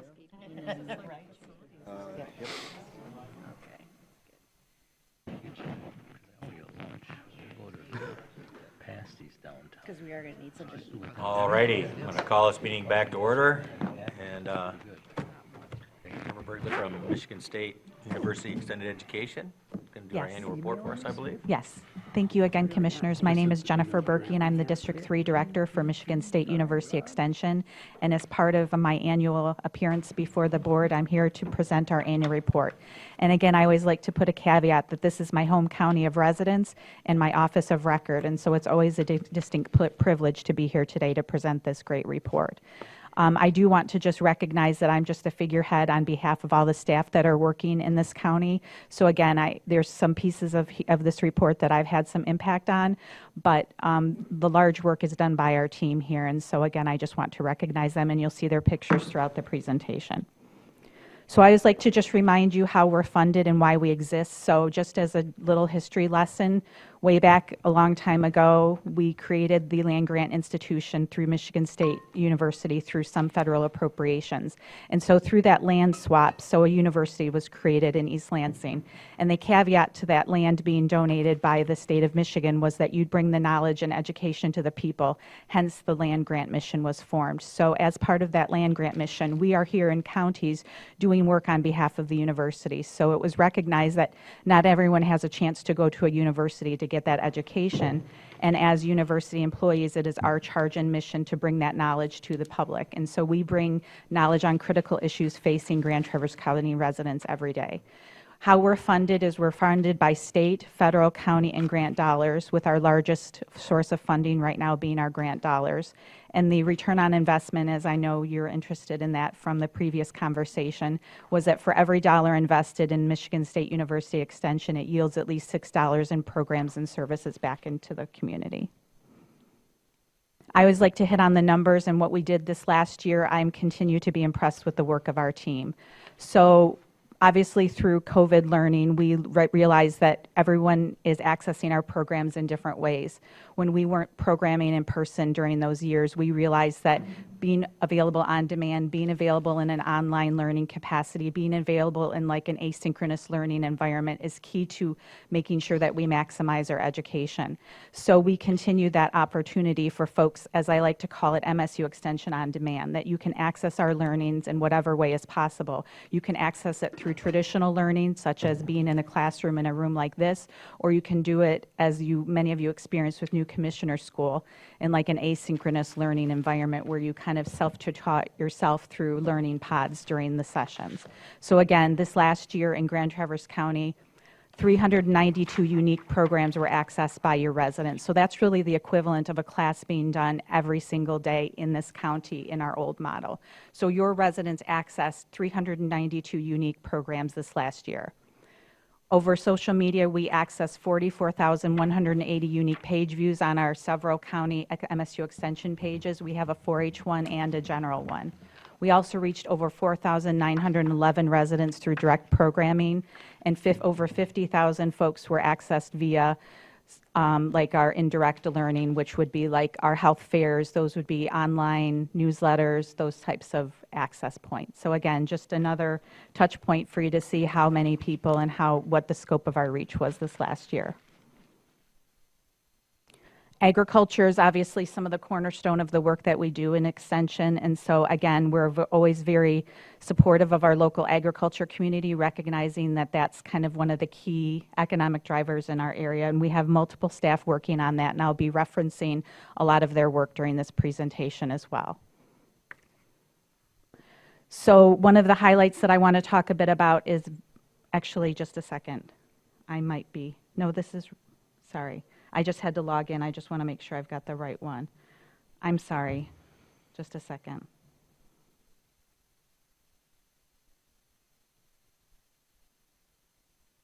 Nope, that's...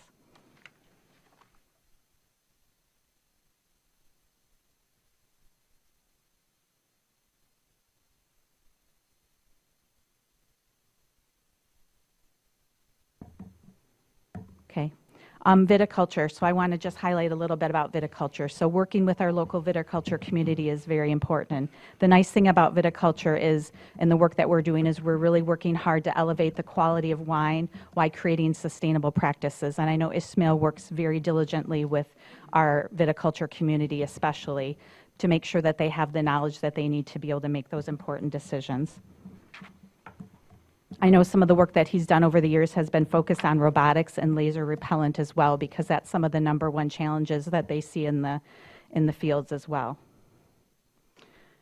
This is just a second. I'm sorry. I'm not certain what's going on here. I'm so sorry. Oh, I see what happened. So Jess had updated a different one. I'm sorry. This is the right one. I'm so sorry. I just know that looked very similar. I'm so sorry. Yes, this is the correct one. I'm sorry. She updated one from last year. Thank you for your patience. I'm sorry. All right. Okay, thank you No again. worries. Technology is not my friend today.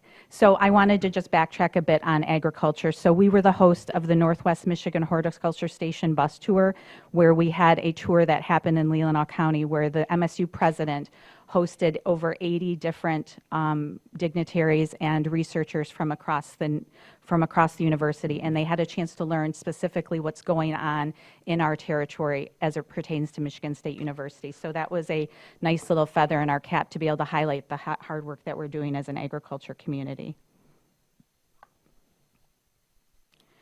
Specifically with regards to agriculture as well, we do quite a bit with integrated pest management. And what that means is we're talking to our local growers and saying, this is the best time to spray based on the invasives that are happening, or based on water and rain events that we're having, this is the best time with which to do some of those remediation efforts. So again, trying to help our local agriculture community make decisions around profitability so that they know the right times with which to make their spray, so they're not spraying and then the rain's coming and it's washing it away.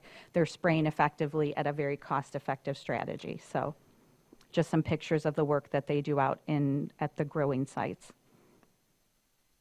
And again, with the wine grape industry, I did talk about that already. Ismail conducted over 22 in-person site visits this last year at vineyards and provided 16 different scouting reports. So he'd go out to the fields, he'd go out and visit 8 different growing sites, give those growers information they needed so again, they could make those best economic decisions for themselves.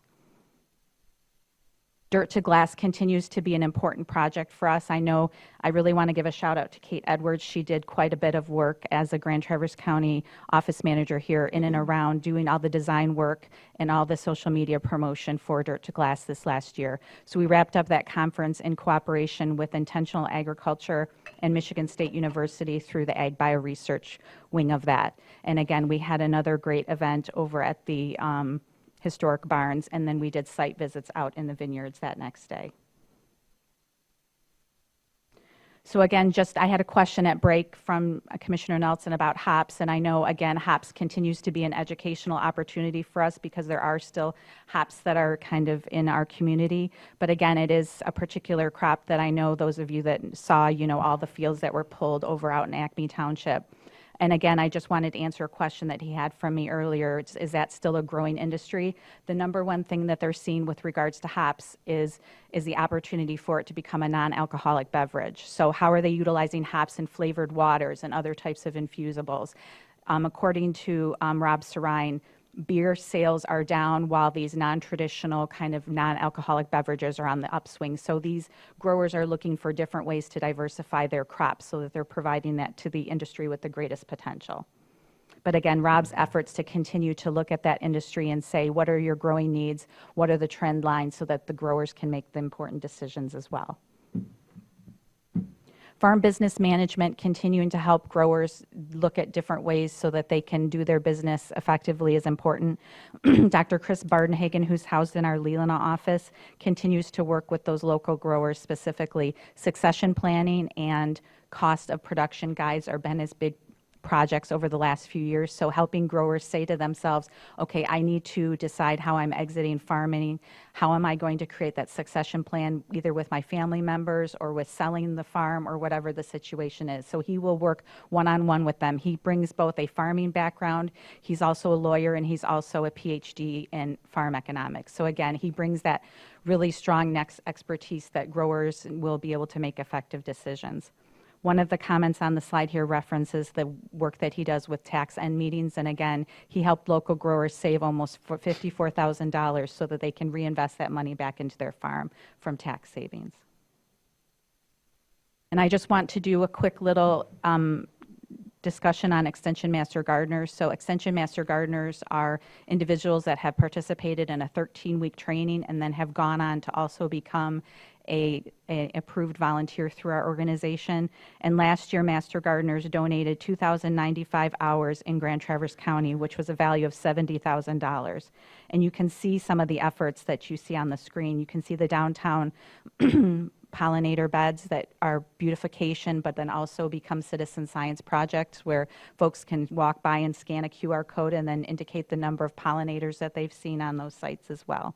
We also answer questions for residents, horticulture or pest management questions during every Wednesday at our office. So people can bring in their disease, dying, dead plants, and then we go ahead and we have a master gardener or Dr. Nate Walton out of our Leland office does the diagnostic for us. Just a couple more pictures about our Extension Master Gardener work. So again, we help with food gleaning projects that could be in various gardens around the area, as well as community beautification.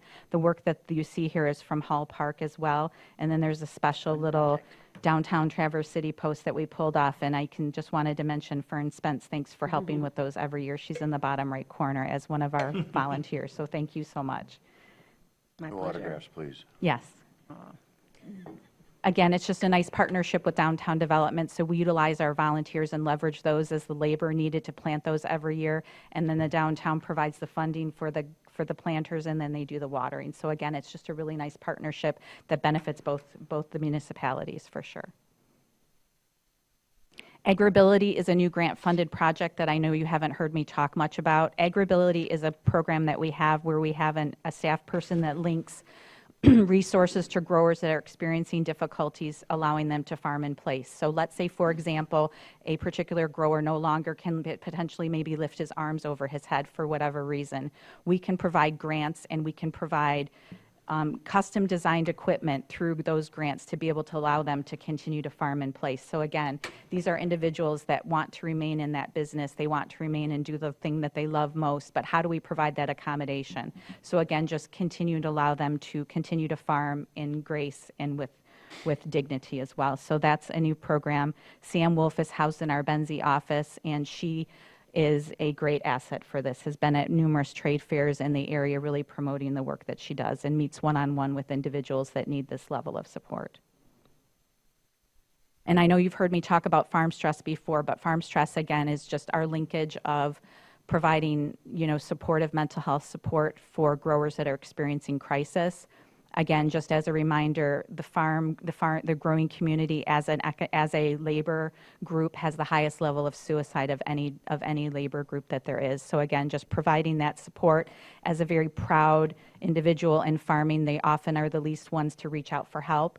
And so again, through this supportive program where we take referrals from programs, from participants themselves and other supportive people in their lives, we can link them to mental health services that are provided to them in a teletherapy setting, and again, in a very confidential way. So again, it's a nice opportunity to link both the economic piece of farming, so helping them improve their economic side, but then also giving them the mental health support that they need in order to continue in that profession and obviously live a healthy life. So 4-H and developing youth communities. So Sarah Bai provides leadership for our 4-H program. And again, I'm just going to talk a bit about her work over the last year. In the 2023 to 2024 program year, so again, last year's data, we had over 587 youth enrolled in year-round clubs. And again, we wouldn't be able to do this work without our 160 gold level volunteers and 22 silver level volunteers. The bulk of the work that we do in 4-H is with youth and adults working in partnership with a trusted adult. And one of your very own Grand Traverse County residents, Carrie Bancroft, was awarded one of our Volunteers of the Year through our state office. And again, there's a special shout out to her in the written form of the report. But we had nominated her, and she did receive that. And many thanks to Carrie for her leadership and support of 4-H and our youth in the county. One of the big outputs through obviously our 4-H program is our livestock education. That's probably the largest clubs that we have in Grand Traverse County. And one of the efforts of our volunteers and staff is to provide a 4-H livestock educational expo. And as part of the youth showing at fair each year, they have to have so many hours of education. So we provide that education in partnership with our volunteers and staff from across the state to provide that opportunity for them to take an advantage of a Sunday afternoon to be able to get all their learning done. And last year we had over 24 educational sessions, and 271 youth from multiple counties participated in that. And again, they had a chance to really learn more about animal handling, cost benefit, excuse me, of raising their animals, feeding practices, safety, showing and how to effectively market to buyers. So those would be just some of the examples of what they had a chance to learn. We are the only county in the north that does anything like this for all their youth at once. So something to be commended. It's a pretty big lift for our volunteers each year, but just wanted to give a highlight on that. And I want to also do a caveat, excuse me, that these numbers that you see on the screen are from the 2024 fair. So the Grand Traverse County report we typically do first, even though I'm presenting it later in the year. So these numbers are reflective of last year's fair, not the one that just completed. But we did have a record-breaking fair this last year. And again, I want to give a shout out to Northwest Michigan Livestock Council, who is our 4-H volunteer entity, as well as Northwest Fair, as well as all the buyers in our community, because they did another record year. If you've never been to the auction, I would encourage you to be our guest. Come have lunch and come see the generosity of your community that comes out every year and bids on these youth animals and these projects.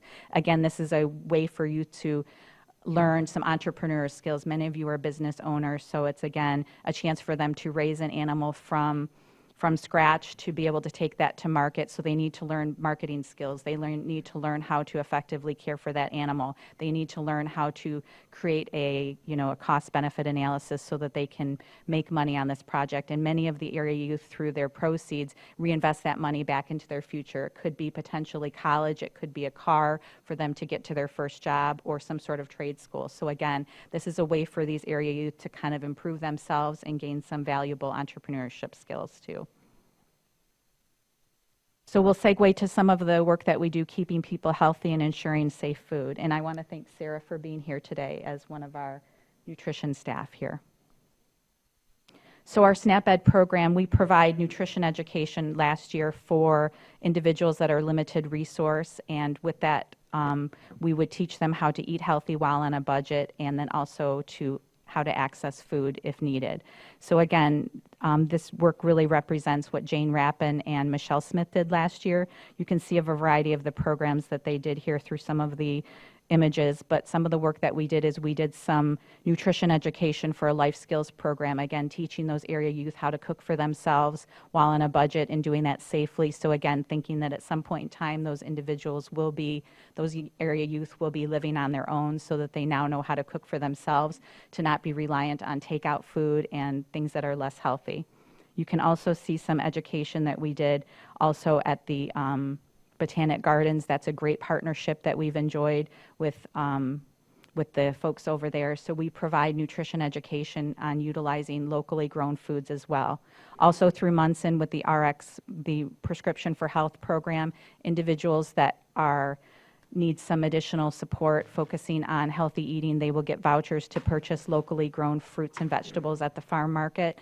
Again, these are all grant-funded programs where it gives them a chance to then go and redeem those tokens and then utilize the learning that they had with us to be able to apply that learning and grow and to be able to consume those healthier foods using recipes that are provided by us. We also have enjoyed a really lovely partnership with the Pantry to Preschool project with the Father Fred Pantry. So again, through 10 different childcare sites. Over 182 children were served, where they get a box for the weekend that is accompanied with a recipe, kind of a step-by-step recipe, and all the box includes everything that they would need to be able to make that meal. And I know Sarah's done quite a bit of great scholarly work on that, and so I just wanted to give that a shout out, that if anyone's interested in reading more about that particular project, we could provide that as well. Again, we do a lot of learning in the schools. There is some information shared about Kingsley Elementary, which is a sustainable science project, where we combined growing different types of fruits and vegetables, well, mainly vegetables, in the school, and allowing then the youth a chance to cultivate those and then consume those as well. So it becomes more about that science-based learning. So again, that's a nice part about the school as well. And again, just transitioning a bit to some of the work we do with fostering strong communities. I know many of you know Mark Breederland's here. He's our Michigan Sea Grant educator, and again, he's probably our expert on water levels. So if you ever have any questions in and around water levels, he'd be the go-to. He's definitely someone that's reached out to quite a bit, both nationally and locally, on the status of our water levels as well. So some of the projects I want to highlight here is some of the work done by the Product Center. So again, the Product Center takes your food-based or bio-based idea and takes it from idea to marketplace. And so if, let's say, for someone is interested in starting a homemade salsa, something that's obviously overdone, but nonetheless, so they have their salsa recipe, and it's the best salsa recipe, and they want it on the shelves of all the grocery stores. So our Product Center employee would help them take that recipe, turn it from recipe into shelf. And so that leverages all the assets of the university all across the state. So you might talk with someone that might help you on packaging. You might talk to someone that helps you on processing. You might talk to someone that would help you on that marketing, on that, getting that into the shelf. So again, this is your Product Center data for Grand Traverse County. This is just your data. It represents the work that we did with 28 clients or entrepreneurs, which had 69 employees, and we provided 121 counseling hours. And those businesses saw a 30,500 sale increase. And those businesses had an annual sales of $2.1 million. 2 new products were launched, and 5 licenses were obtained. So again, that's your Grand Traverse County data. This area, my whole region, is probably a hotbed, in my opinion, for Product Center work. And so that's kind of nice to see that you have a lot of entrepreneurs that are taking their ideas and taking those to marketplace, which functionally, obviously, economic drives, Grand Traverse County for sure. Other efforts that we did were the CEC conference, which is Connecting Entrepreneurial Communities. That was held just south of here in Cadillac. Again, it's just another opportunity for folks that are interested in that space on growing local entrepreneurial communities can learn more about best practices. I know there's been talk about possibly pitching. Obviously, Grand Traverse County has a lot of interesting things that we could highlight for sure, so that could be something into the future. And then on the bottom there, you'll see kind of a zoom picture, and that's Chris Bardenhagen. I'm sure he's not crazy about that flattering picture of himself. But Parker Jones and Chris Bardenhagen co-hosted a online session for folks to learn more about setting up co-ops. And so again, it combined that fiscal side of it with Chris Bardenhagen, and then the business side by Parker Jones. So again, just another opportunity for residents to access in your community.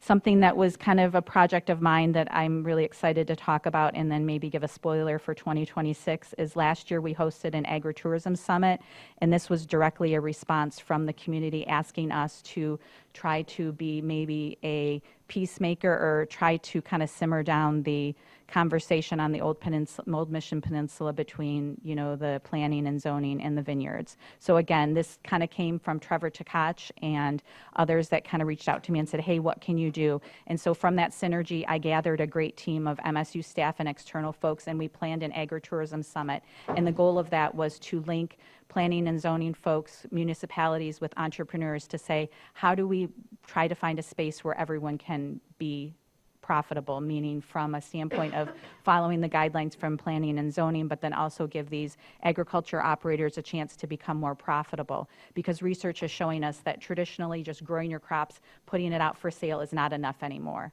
for these folks to remain sustainable. And if we want to enjoy the beautiful landscape that we have in our area and the things that made us all choose to live here and work here, we have to do something different. So we tried to gather the best minds across the state and the nation to come together to host this agritourism summit. So we did day one of farm touring up in Leelanau County and ended with a networking event at the Farm Club.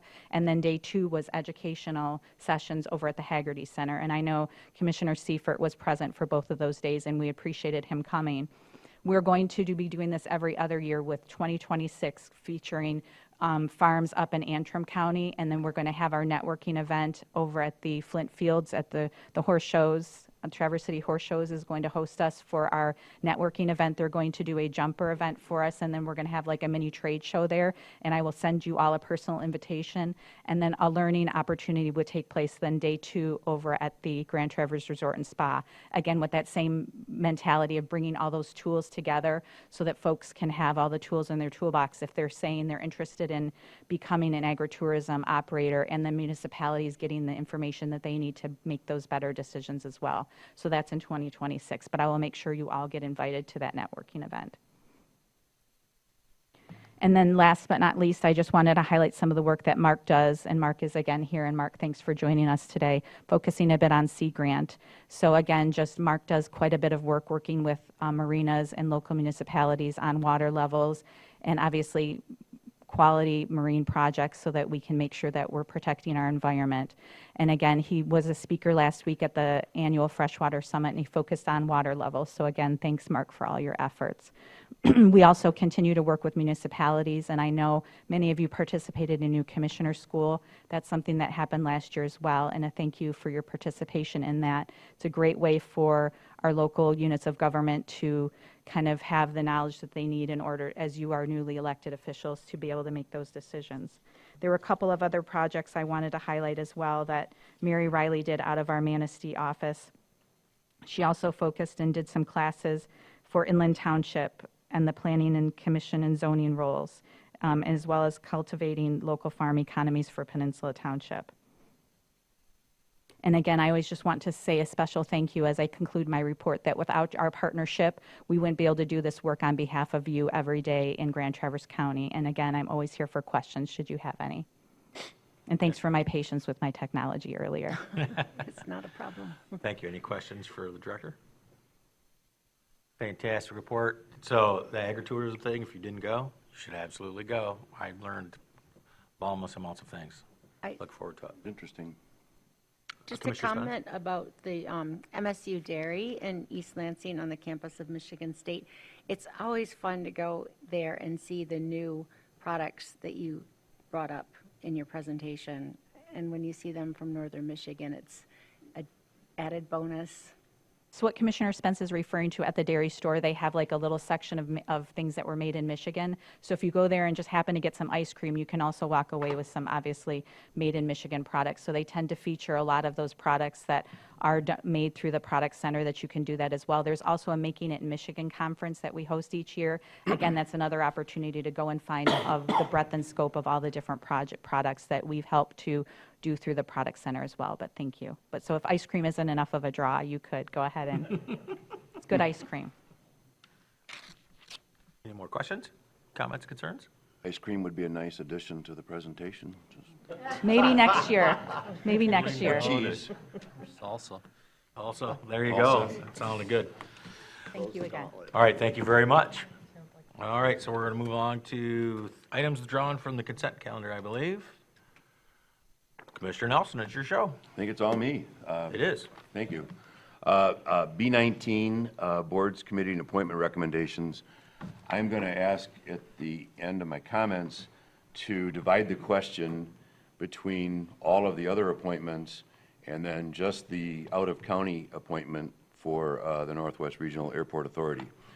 So just last week, there were 5 different boards that were being interviewed for, and there was 17 initial applicants. So it was a big day. The people doing the interview there for a long time. And after the decisions were made, I received some calls and found out about one of the members that was an existing member that was not reappointed. So I wanted to talk about that, and that has to do with the the out-of-county position for the Northwest Regional Airport Authority, and that is somebody who doesn't live in Leelanau, Grand Traverse County, because the airport is a regional airport serving more than just our two counties. And we have an existing board member who was not put back on the board. And, well, excuse me, while we appreciate all the people that apply for these positions, I think there better be a very high bar for when you remove somebody. So Mr. Beechnow was the one that was existing board member, Paul Beechnow, who was removed. He is out of the country today and unable to be here. So I've written some comments down because I want to be sure to get, and it's fairly brief, I promise. I don't normally read from something, but I want to make sure I hit the highlights of this candidate so my fellow commissioners, what I'm going to ask is that you approve all the other recommendations from the ad hoc, but we approve Mr. Beechnow as opposed to the one that was recommended by the ad hoc. So why would this Board of Commissioners appoint somebody to serve on a board and then after he serves with great distinction, fire him? Paul Beechnow is an exceptional board member by every measure. Let me share a few facts about the man that we are considering removing. Paul drives 2 hours to attend every airport authority meeting and subcommittee meetings. He has 5 years of board experience and over 35 years as a tourism professional. In fact, he is the longest-serving tourism bureau director in the entire state of Michigan. He has served for 18 years as a county commissioner, plus various other community boards on a volunteer role. Paul doesn't just attend the meetings, he actively promotes Northern Michigan. Paul travels with the airport marketing team to new markets, appearing on radio and television to encourage people to visit our region. His expertise and credibility as a tourism professional make him uniquely effective in this role. Paul is highly respected by his peers. He currently serves as the vice chair on the NRAA board and is slated to become the board chair in January of 2026, after several years of preparing for this very important role. Removing him now would disrupt the board's leadership at a very critical time during a $125 million terminal expansion project. Let me say that again, a $125 million terminal expansion project. Paul's dedication goes well beyond the ordinary service. When his home was struck by lightning and burned to the ground, he continued to attend meetings and performed at a high level while he rebuilt his life in his home. During last winter's devastating ice storm, when his home was without power for days, Paul still made it to meetings and remained fully engaged.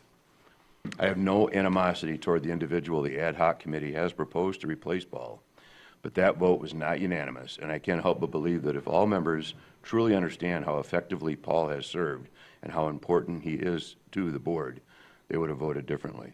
This board has also received several letters from respected tourism professionals, community leader, and a state legislature supporting Paul's continued service on the airport board.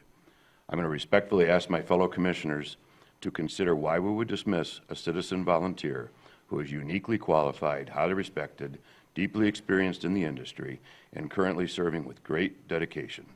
Personally, I find that unconscionable, which is why I'm asking for this additional consideration. And finally, decisions like this make it very hard to attract and keep good people who are willing to volunteer their time and expertise on boards. Please support me in supporting Paul Beechnow and voting to keep him on the Airport Authority Board. So with that, I'd like to divide the question of the appointment, pulling out the Northwest Regional out-of-county position. I'm not pulling out the other appointment to the Airport Authority. Point of order. There is no question to divide. There's not a motion pending. Yeah, Daryl, just make the motion. Made a motion.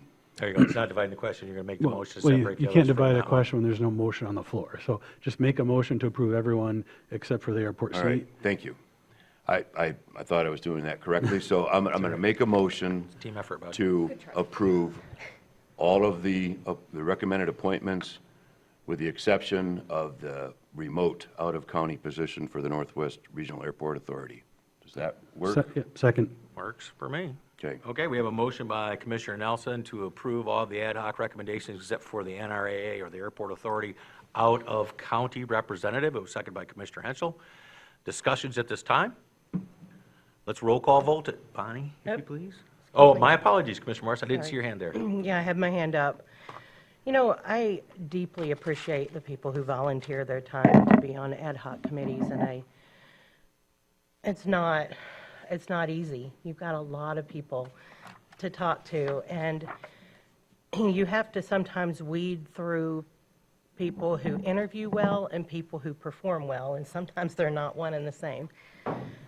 But this wasn't even on my radar. I've never been on the airport board. I've only attended a couple of meetings, and so I rely on people who are experts in this, and I rely on people who know how the board performs. That's, usually we would have one of those on the ad hoc, but it just didn't work out that way for whatever reason.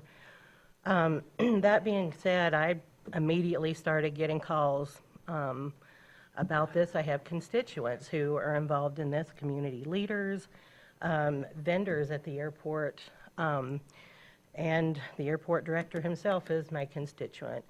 And they have every right to call me because I literally work for them. I speak for them and their concerns here today. They have every right to be concerned about this. They have every right to be upset about this.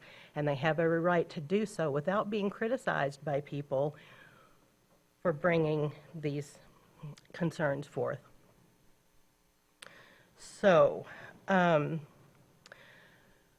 I also understand what it's like to be on a board that's quickly moving and to have a well-performing member up for reappointment and, worried about whether that person is going to be able to stay on the board, and it can be very upsetting. I would support Mr. Beach now just because I am not the expert, and I am listening to the experts who've been there and they're in their, boots on the ground. So that's what I had to say. So my question would be, I want to clarify. I think the first vote will be on all the other members. That is correct. Right. And then we will have a second vote. That is correct. Okay. Penny, Commissioner Morris is just ahead of the game as usual. Bless you. So if there's no more comments or questions, Commissioner McAllister. I just want to know what the, trying to formulate this, sorry, I'm a little behind the ball, is why remove somebody if they're in good standing, or did they do something wrong to be removed to replace them with somebody else? So I guess that's for Ashley and TJ.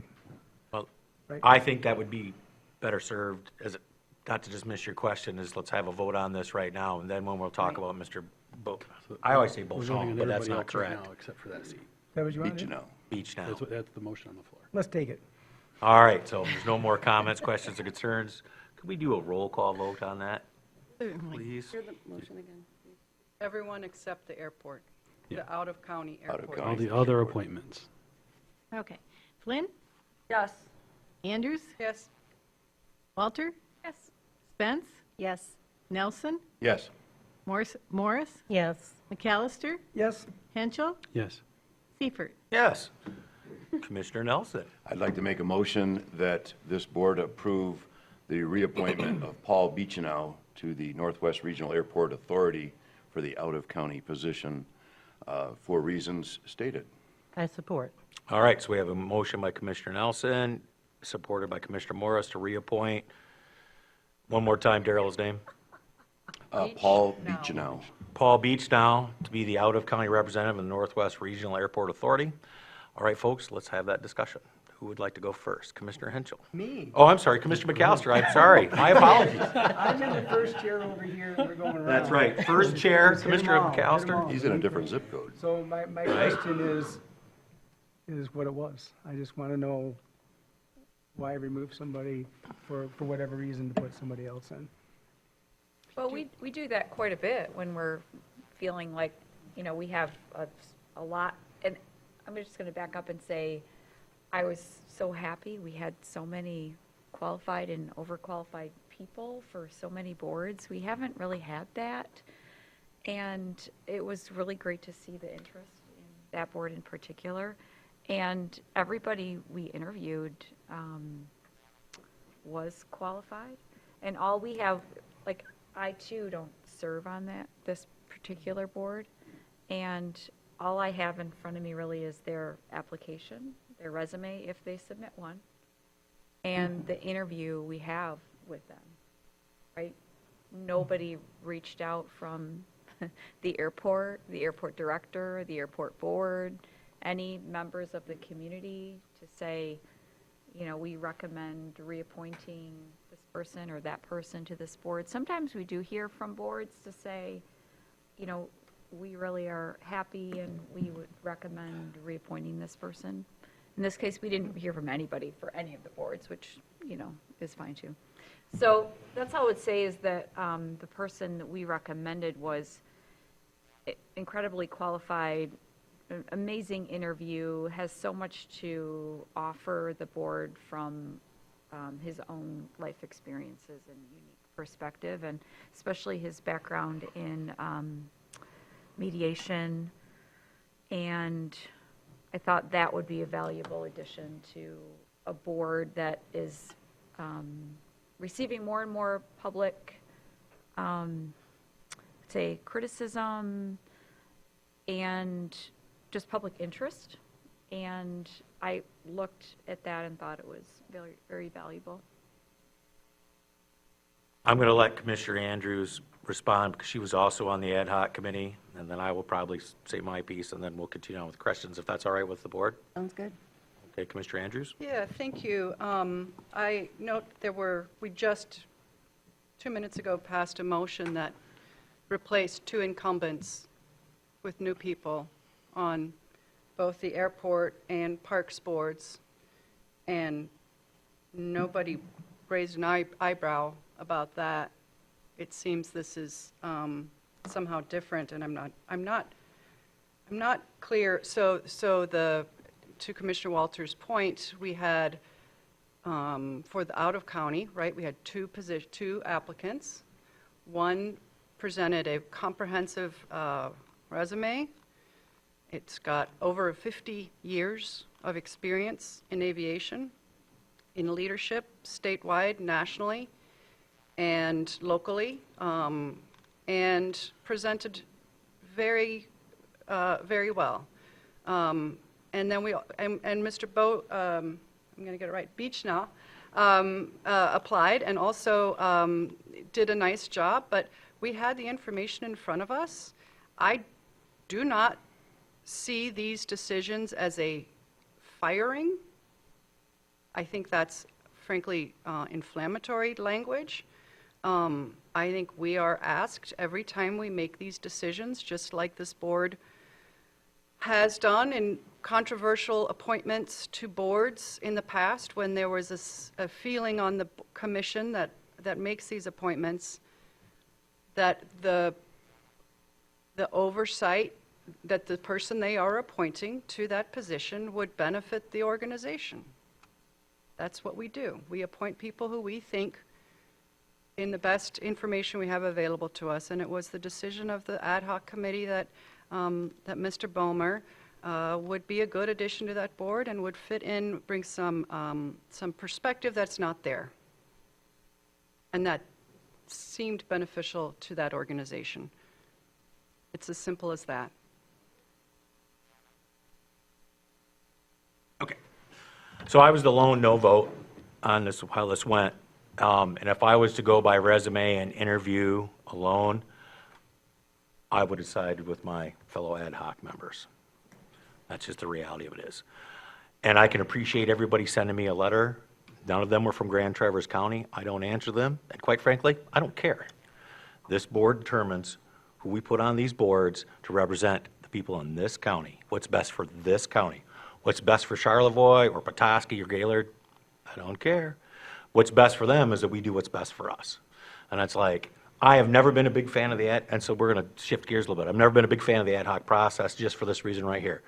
We had 3 people that voted. Hey, we're a republic. That's how it works. Those are the rules. That's the vote. And then we don't like that vote, so now we're going to pick it apart, and now we're going to make it a spectacle. Then why do we have ad hoc committees at all? We talked about how many great applicants we had there. The reason we have more great applicants is because some people who've been on a board for 15 or 20 years are not anymore. Nothing that they did wrong, nothing that they did right. It's just like, hey, that's why you don't have a president for more than 2 terms. It's time for somebody else to take the helm. It's time for somebody else from fresh perspectives. I fully believe in that. I have faith in that system from the bottom to the top. Otherwise, I wouldn't be sitting here. So if we were going to start doing this, then we could start doing interviews as a whole board. And we can make a spectacle of it. You know what? We got, how many months we have 5 Wednesdays in? I'm sure we can pick out a couple Wednesdays a year for whatever. I'm not a big fan of committees where we proxy out what we should be doing. But this is a part-time position and we do the best that we can. This is the system that everybody here at this table has championed one time or another when it worked out for them, but it didn't work. But when it doesn't work out for them, they are more than happy to challenge that. That is also the system that we have. I have no dog in this fight, and quite frankly, the airport's got bigger things going on than this. So now I've said my piece. Commissioner Walter, who, by the way, Commissioner Walter was the chair of that, so I'm going to defer to her. Well, whatever, it's just, I just wanted to share that I'm not offended that it was pulled, and this is the process, like we just recommend. And if the board wants to have a discussion about it, I'm totally fine with that. It's just, you know, we get a group of people together to meet for almost 5 hours to interview a That was lot of excessive. people. And that's not even all the boards that are out there that we're interviewing for right now. I think there's another one who just met or is meeting. And it's part of the job, and it is an important part of the job. So, and I appreciate the ad hoc process for appointments. I think it's important. And so I'm not offended that, you know, our choice was being questioned. It's just part of the process. So I'm fine with it. Commissioner Enzo, you had your hand up for a hot minute. Thanks. Yeah, I'll second what Commissioner Walter said. It's the process that's been around as long as I can remember, and I don't know any county that does it much differently. I've sat on tons of these ad hoc committees, and every so often somebody wants to talk about one of them, and we do, and sometimes it goes with the committee, sometimes it doesn't. I just want to iterate also that there's no disrespect towards either applicant in this case, whether they're picked or not. One thing that was a little different about this interview process was that the commissioners who sit on the board were not on the ad hoc, and that's historically almost always, I can't think of another ad hoc where somebody was picked, but somebody who sits on that board wasn't on the ad hoc. So that was a little different. So I think that does lead to a little more discussion on the floor, and we're looking for a balanced mix of people on the actual boards, for all our boards that we appoint. And Mr. Beach now provides something that isn't available in other people. He actually travels. He's, you know, just last year he was in Dallas doing the Today Show in Dallas, promoting Traverse City and Cherry Capital Airport and the region, you know, not just for tourism, but also for business travel. That's something that isn't available in other members of the board. You know, yeah, I could go, but it wouldn't be a Paul Beach now. You know, he's a tourism guy. He's polished. So I really appreciated his participation there. The person recommended by the committee is looks from the resume a great guy, involved in Civil Air Patrol. It's a charity that does a lot of great things, and that's the general aviation side of the airport. It gets other side away from the airlines, and that is a great voice to have. However, we actually already have that with Dan Johnkoff's considered one of the ringleaders, if you will, for general aviation, and he's a strong voice on the board currently. So that's my personal feelings why I would lean towards Beach now, and I would have expressed that if I was on the committee or if I had attended the committee meeting even, but I didn't. But so that's why I support Paul Beach now for the balance he brings and professionalism in the support in the community, and and obviously with as Commissioner Nelson mentioned, we are on the cusp of spending a lot of public dollars, and Mr. Beach now is already up to speed with everything going on. He's showed up for all of his committee assignments, and I would encourage the board to give him one more go on the airport board for those reasons. I'm just going to come right down that we all mostly of us had a chance to speak. Commissioner Spence, you have anything to add to that? Yeah, just quickly, I want to just reiterate what Commissioner Morris said about people stepping up to the plate to apply for these committees. It's so important, and we really appreciate the community coming forward for these vacancies. It's so important.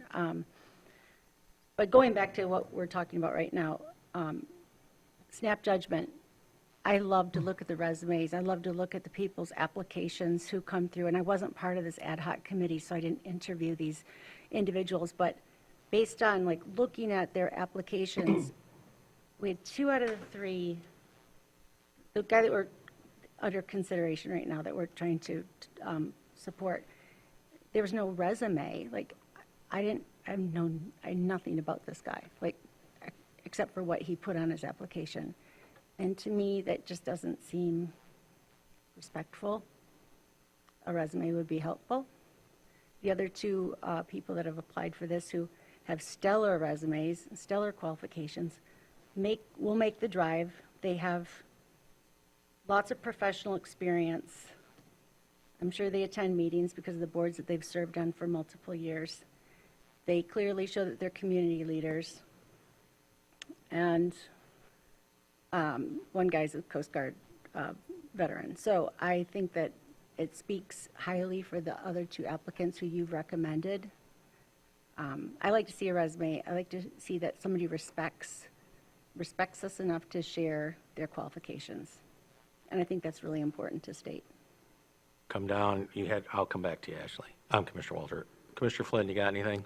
Yeah, I have sat on these ad hocs, and it is important for the public to know that a lot of times this is all we see when we start this process. Everything that we look at is sent to us, and if it was a job interview and I don't get a resume or I don't get a great stellar interview, it goes to another person, even if it's within the company that you're interviewing for.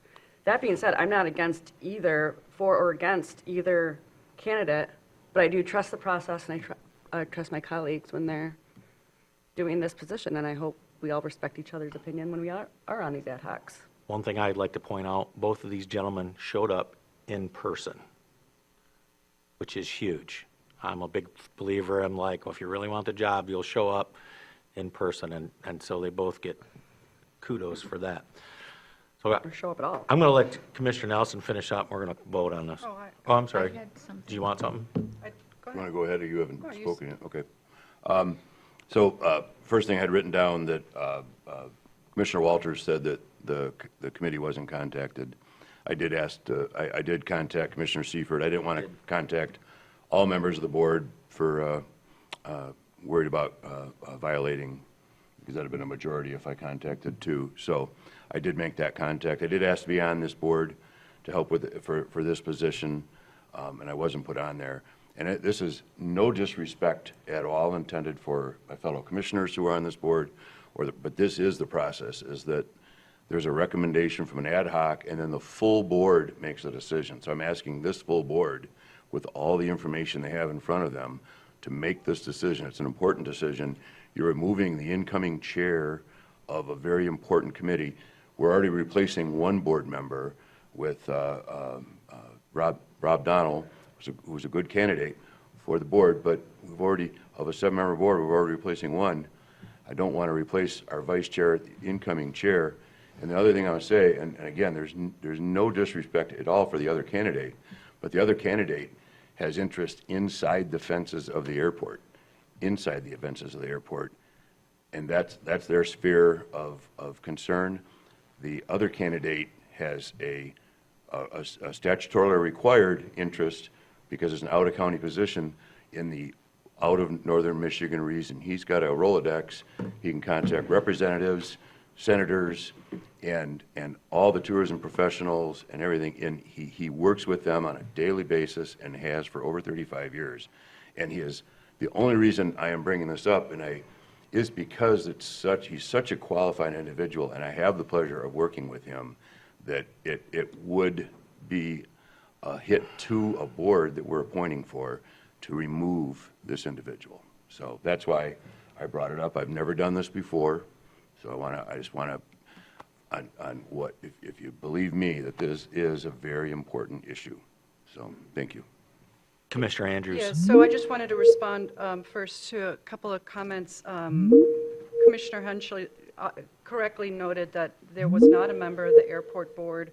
There also was not a member of the parks on this committee and potentially some of the other boards that we interviewed for, and that reflects a couple of things. One is that we had 5 boards that we were interviewing for. We can't have a 5-person ad hoc committee, and that was a matter of efficiency for both Lisa, who was scheduling all of these. Poor Lisa. To have it on one day, as We we all love know, you, that's Lisa. a real challenge for her. And then the second thing is I understood that Mr. Nelson actually was on the first iteration of this committee. There were 2 committees that were assigned to ad hocs early in the fall, and when Commissioner Nelson was unable to make those meetings for a long time, that we swapped out Commissioner Walter to sit on that committee. So that's the only reason, to my knowledge, that Commissioner Nelson was not a participant on that. I also want to make the note that I believe that when a person is appointed for a term, they are appointed for a term, and they shouldn't have an expectation that they will get reappointed because they did a good, just because they are still eligible for that seat and they haven't served the maximum or whatever the thing is. I think we have a process because we think terms are for a reason, right?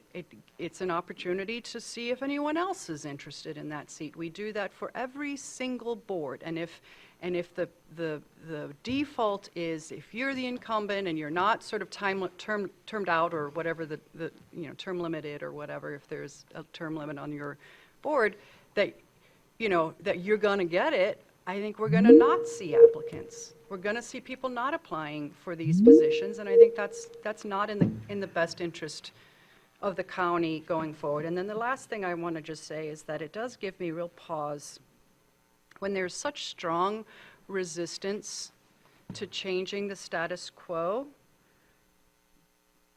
from the board, from its current members, and frankly from the director that they oversee. I can think of a board in the last year when those red flags just went up and made this board go bananas. And it just seems to me, I don't understand the resistance, and that's just where I'm coming from.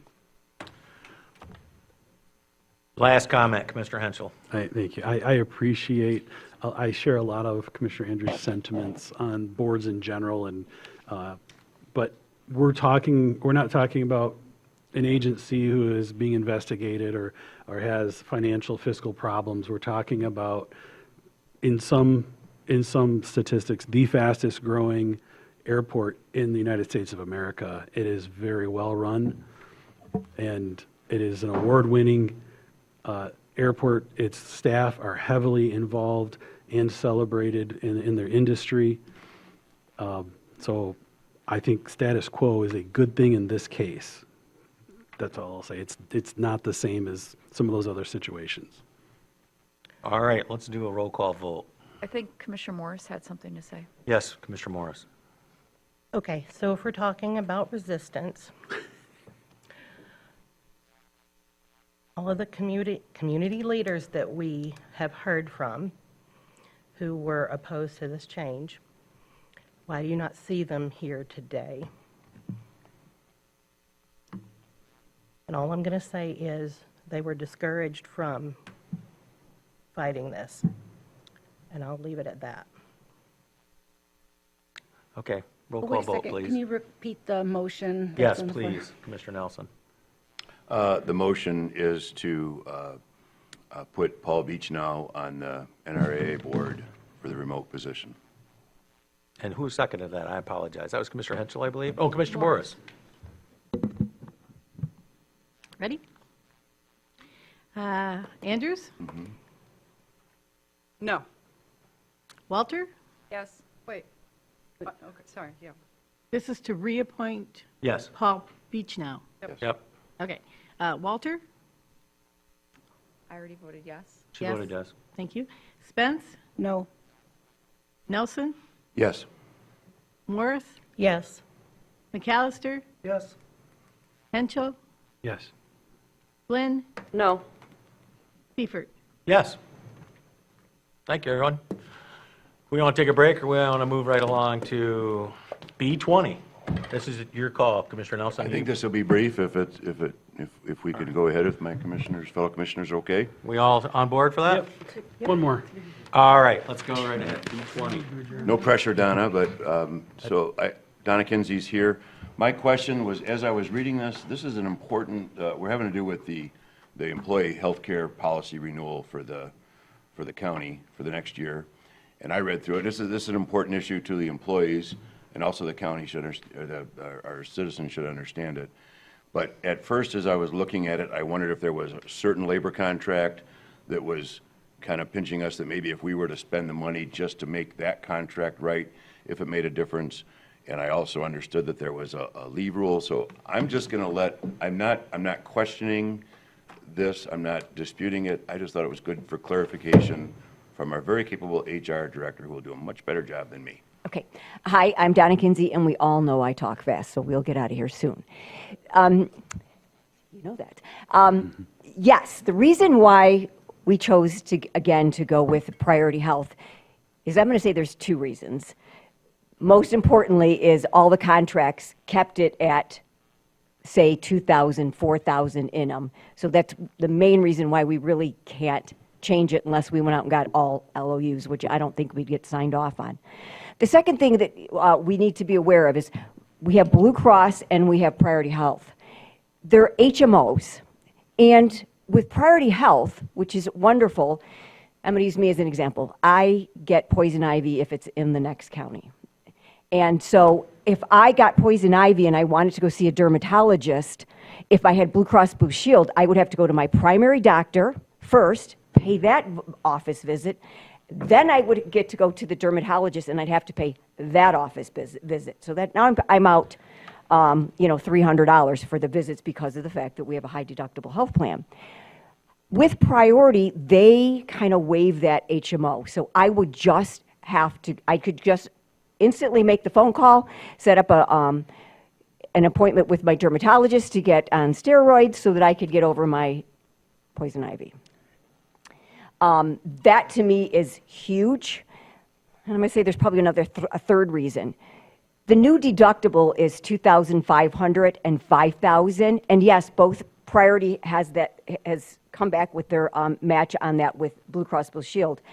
If we leave and if we could go to a Blue Cross Blue Shield at this point, we would never be able to go back to that $2,000 and $4,000 deductible. We're grandfathered in, and that is fabulous to keep our high deductible for a two-party and a family at $4,000 versus $5,000 out of pocket. Any questions? So this is a takeaway for us. The contracts previously have said you, the employer, are required to have similar health care. And that health care has just been determined on the RFPs for health care that we do every year. And this contract is different. The contract actually enumerates the deductibles, the $1,000, $2,000. So I have three contracts here. If you wanted to see those, they're all the same language essentially. And what we need to do going forward with our negotiations in 2026 is to change that and not allow it to be locked into that the county will provide substantially similar health care to its employees as a benefit. So lesson learned. So I'll make a motion to approve the current Priority Health benefit offering that's for 2026 that's in front of us today. Second. Recommended. Oh, boy, there was a whole bunch of seconds there. Who wants to have it? Thank you. Oh, you're welcome. Can I also just add to this? I know Donna's great with this, and we just wanted it, and I talked about this with the agenda committee. Every time we change insurance, it's a major challenge. And sometimes you got to change PICs or primary care physicians, and it really is a benefit to the staff to have similar insurance they can just rely on. Continuity. So I appreciate the board's consideration of that. So I have a motion by Commissioner Nelson that we approve as presented, and I'm going to do a second with Commissioner Flynn. I think she threw herself in there, did you? All righty. Threw herself. Through herself. Through herself. Keep sway. Thank you for being here today, Donna. I appreciate it. Thanks. Uh, Guys, have a good day. Ms. Shealy, if you roll call that for me, please. Walter? Yes. Benz? Yes. Nelson? Yes. Morris? Yes. McAllister? Yes. Henschel? Yes. Flynn? Yes. Andrews? Yes. Seifert? Yes. Fantastic. Let's move right along. Let's do 9A. So we're going to have a break. Some of us need a break. Holy cow, I know we're all tired. Let's do a 5-minute break, which will end up being like 8 minutes, but we'll say it's 5 minutes. Unless we move to attack the chair. No, let's not do that.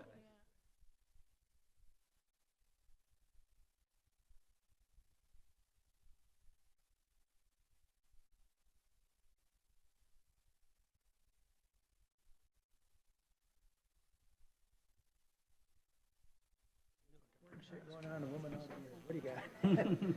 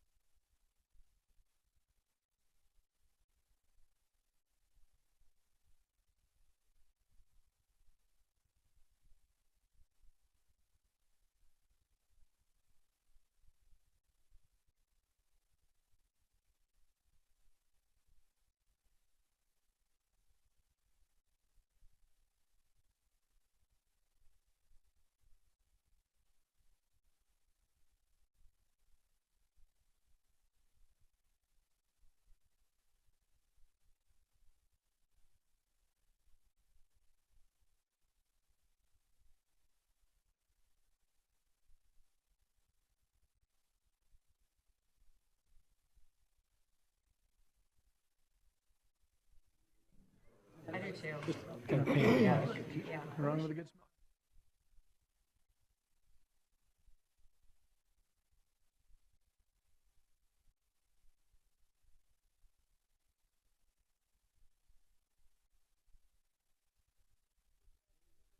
Get to go back and do it again. Oh my God.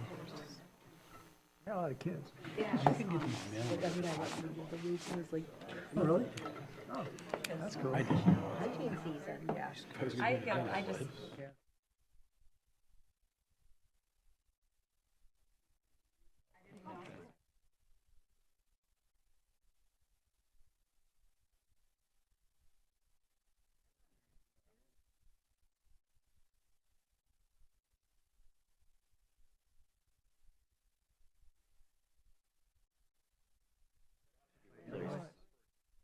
I lost that vote.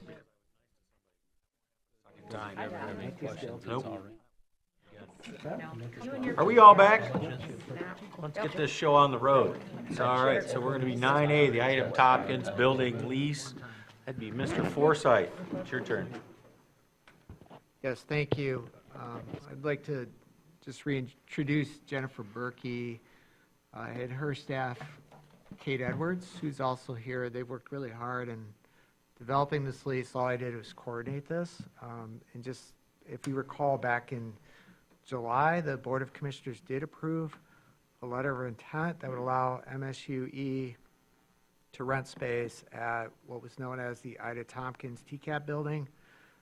So we have gone through lease negotiations with Undaunted Courage LLC, which was an LLC created by Ford Insurance Agency. So Ford Insurance will have the bulk of the main floor, and then they are renting space to Michigan State University Extension.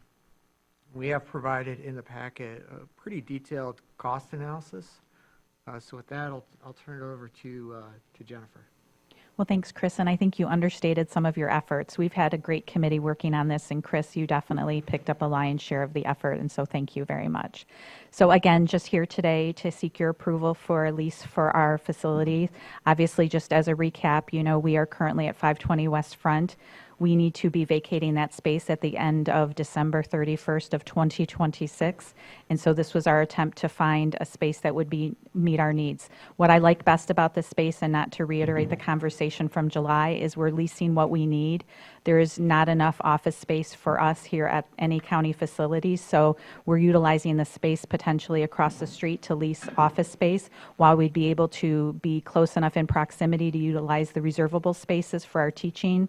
If you've ever been to 520 West Front, you know we have a large conference room, a small conference room, and we do teaching in those spaces. And again, we would be able to utilize the county-owned space across the street plus storage. So that's basically what I like, is we're only really leasing what we truly need. And we found a nice synergy with Ford Insurance as far as kind of a good partner that I think that would be you kind of want to pick your roommates well, right? So I think they'd be good roommates, and I think we'd be obviously good roommates as well with them.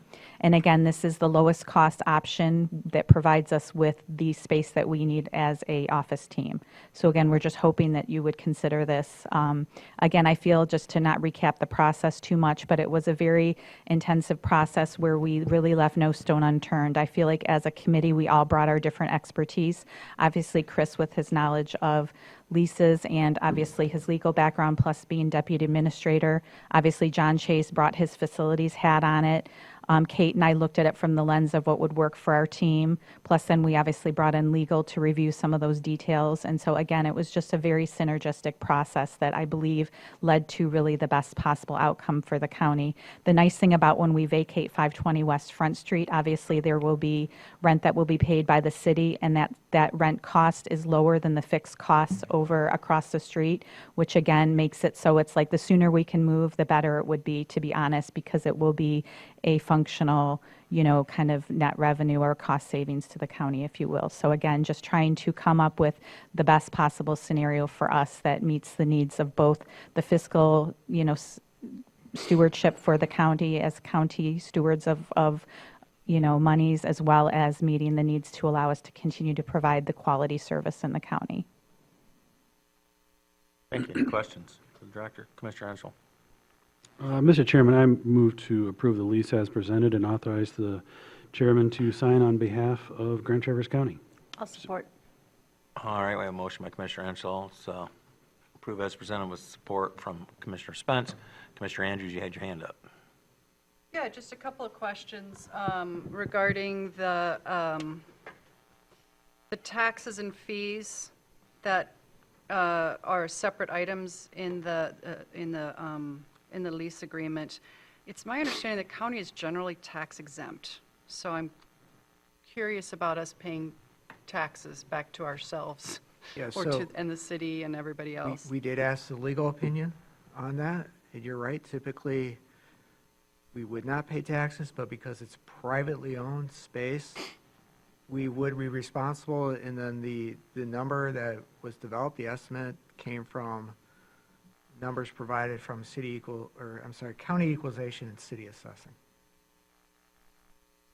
And we think those are estimates based on the value after reconstruction. So, and relatedly, security deposit, is that refundable? I honestly don't know. I've lost the internet connection. I can't. It just seems like a chunk of change. I feel like we're kind of good for, our word is good, Yeah. that we're going to pay rent every month. Where is the security column? I'm It's It's on looking for it. 6, number 28. And it's, if you look on page 11 of 11, there's a breakout of all the costs on an annual basis. 7 of 11, Page Daryl. 6, okay, sorry. It's at the bottom, towards the bottom. Security deposit, tenant fails to perform obligations, as necessary compensate. It doesn't state. It doesn't actually state, I think the law is around security deposit, but that is a, Well, if you look at the last page, it's definitely is being portrayed as a sunk cost, right? It goes into the total cost. It's not a sort of hold. hold this policy with liability for interest as security for the tenant's performance of its obligations under the lease. So you'd have to violate the obligations under the lease to lose it, according to this. I am not an attorney. You are. So I am going to defer to the others in the room. It seems like we should have some assurance that, I mean, frankly, I'm surprised we even have to put a security deposit down, considering we are the county and good tenants, but, Dealt with U.S. Postal Service, we always got deposits down. and then the last, Looks like Matt might have something to say. oh, Got something to yeah, say, thanks. Matt? Can't hear you. Testing, testing. Yeah, we're on. Go ahead, Matt. Can you hear me? Yes. So the security deposit is only going to be lost if we breach one of the terms or do not leave the premises in a condition that is free and clear of any damage. That will come back, should come back to us. Yes, unless there is damage or we do not perform under a condition of the lease. Be nice. We're very nice to our space. And then my last question, and this is more of a comment than a question on the basement remodel. I see the $352,200 is the estimated cost to do that remodel. But my understanding is if we did that, that wouldn't just be necessarily a 3-year term. It would be for the length of the occupancy. So if you did that, and if there were certainty as to the future of this building, that would obviously, in my opinion, be a no-brainer, right? Because if you did that for 10 years, you would have that space at $30,000 a year instead of $80,000 a year. It seems to me that this is a cost we are incurring because of the uncertainty surrounding the future of our facilities, and that's just a note. We got to make some certainty decisions, because if it turns out this building's going to be here, we would certainly move in that. I suspect we would. And It's a little more complicated than that because the city, our conversations with the city about the basement is they need that space as a precinct. As a what? Precinct. Oh. Voting precinct. Yep. And under our joint operating agreement, they have equal say in the decisions of the building. Yeah, I'm just observing that, and presumably considering how limited use it is for for a precinct that's not even in the precinct, where the line is actually on Precincts are the other side of the other Boardman. side of the road. Yeah. Details, I details. promise you, this is my precinct. I was there last night. It is not, we do not vote in our precinct. But this is my district. Right. Different precinct, but. But regardless, I am fine with moving this forward, but I do think we need to keep these decision-making going so that we have a long-term vision as to where we're going and how we can ideally include MSUE under our own roofs. Which was obviously our priority, but it just didn't work out. And so this was kind of the best-case scenario, given all the variables that you're looking at as a board, for sure. I didn't see, Commissioner Nelson, go ahead. Oh, No, go ahead. well, I just want to give credit to Mr. Forsyth. I negotiated a lot of leases like this in my career, and I never had to negotiate with somebody whose name was Undaunted Courage. So, good for you. Mr. Walter. Well, I applaud you in your creative use of resources and space, knowing that you're just really using office space over there and that you're going to utilize conference rooms in this building and for your trainings and stuff. So I think that was a really creative solution, and I do like that it's 3 years, and hopefully we'll include you with everybody else when we get our situation figured out. We'd like to be with everyone else. There's a synergy of working with other county departments. I mean, I can think about our land use educators being just down the hall from planning and zoning. I think about us being closer in proximity to health department, some of the work that we do in and around mental health and healthy living. And so there's a lot of synergy with being closer in proximity to people. There's an opportunity for water cooler conversation that develops better and bigger ideas on behalf of the county. So thank you for your consideration and reflections. We tried to be very cost prudent for this as well.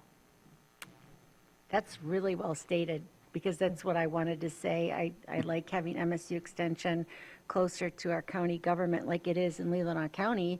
Their Leelanau County building, their MSU Extension is within their facility or their campus, and I think there's a lot of cross-pollination, Pollination, yeah. that we can have. So thank you. Well, thank you for your support. We appreciate your vote of confidence. I didn't see a notice to quit before the 3 years is up. Will we sign this and we're in for 3 years, whether we take the space or not? Yep. Yeah. Okay. That was my one question. Are they on track for an April? Okay. I'm hopeful. I mean, I feel like, in my opinion, I mean, they can clearly see that there's this exit strategy for us by March 15th, where we would then have to pivot and create a whole new plan if they don't have a certificate of occupancy by then. So for me, I don't think they would have drafted this if they weren't, capable of doing that. But I'm guardedly optimistic. And they have Undaunted Courage. The city arrangement that we have with the city allows us to stay in the facility until December 31st in the event that there is a delay. Not a penalty if we come out before that? My question is, if we do have a governmental presence in that building, can we change the precinct location? That's been discussed in the past. All right, so I believe there's a motion on the floor. Is that correct? Yes, I believe so. Thank you. All those in favor, say aye. Aye. All those opposed, say nay. Thank you again for hanging out with us today. and Oh, all it was your a pleasure. good I work. learned a lot. So thank you so much for always taking the time to listen to our questions. So thank you. Thank you. So we're going to move on to 9B, 2526, Operations Management Plan for Camp Grellick. Director Chase. Yes, thank you. Give me a moment to pull this up here.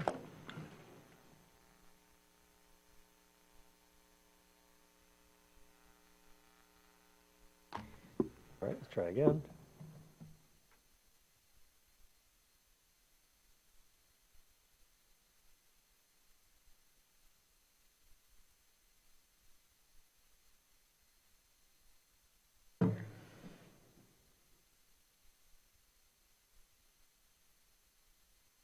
There we go. All right. Thank you. Again, John Chase, Director of Parks and Facilities for Grand Traverse County. Commission, staff, members of the community, thank you very much for the opportunity to come and join you this 2 minutes until afternoon. So we got a little bit of time here until that comes along. This plan that we're about to talk about is our operations and management plan for Camp Greilich, and this is I'll call it the first effort by our parks staff to put together a plan that will help move us forward with Camp Greilich. It's been a great process over the past year, and really involved a lot of community involvement and a lot of community input with the process as well. So really pleased to be able to put this together. This plan was accepted and approved by the Parks Commission, and it was also formed the basis for our site plan review with East Bay Township. So we've really focused on two intended uses, or two kind of areas of use. So first is our use is consistent with the historical use and activity on the property for the prior 102 years. First as a Rotary camp, and then since 1955 as a Scout camp. The second, our use is consistent with the primary and accessory uses of a park. And we've broken that down into three different components. So programming, park amenities, and facility use. So I want to talk a little bit about each of those three areas and just kind of give you a snapshot of some of the things that we're thinking of, some of the things that we have done in terms of clearing and prepping the property. So this particular picture that you're seeing here, this is Caitlin. She is she's one of the leads for North Sky Raptor Sanctuary. And we've been talking with them about potential future involvement on property. This is actually a release that we coordinated, and they released 3 different birds on property. So she's releasing one of the 3 hawks that was released. I don't know which one this was. This wasn't the Cooper's hawk. I think this was a red-tailed hawk.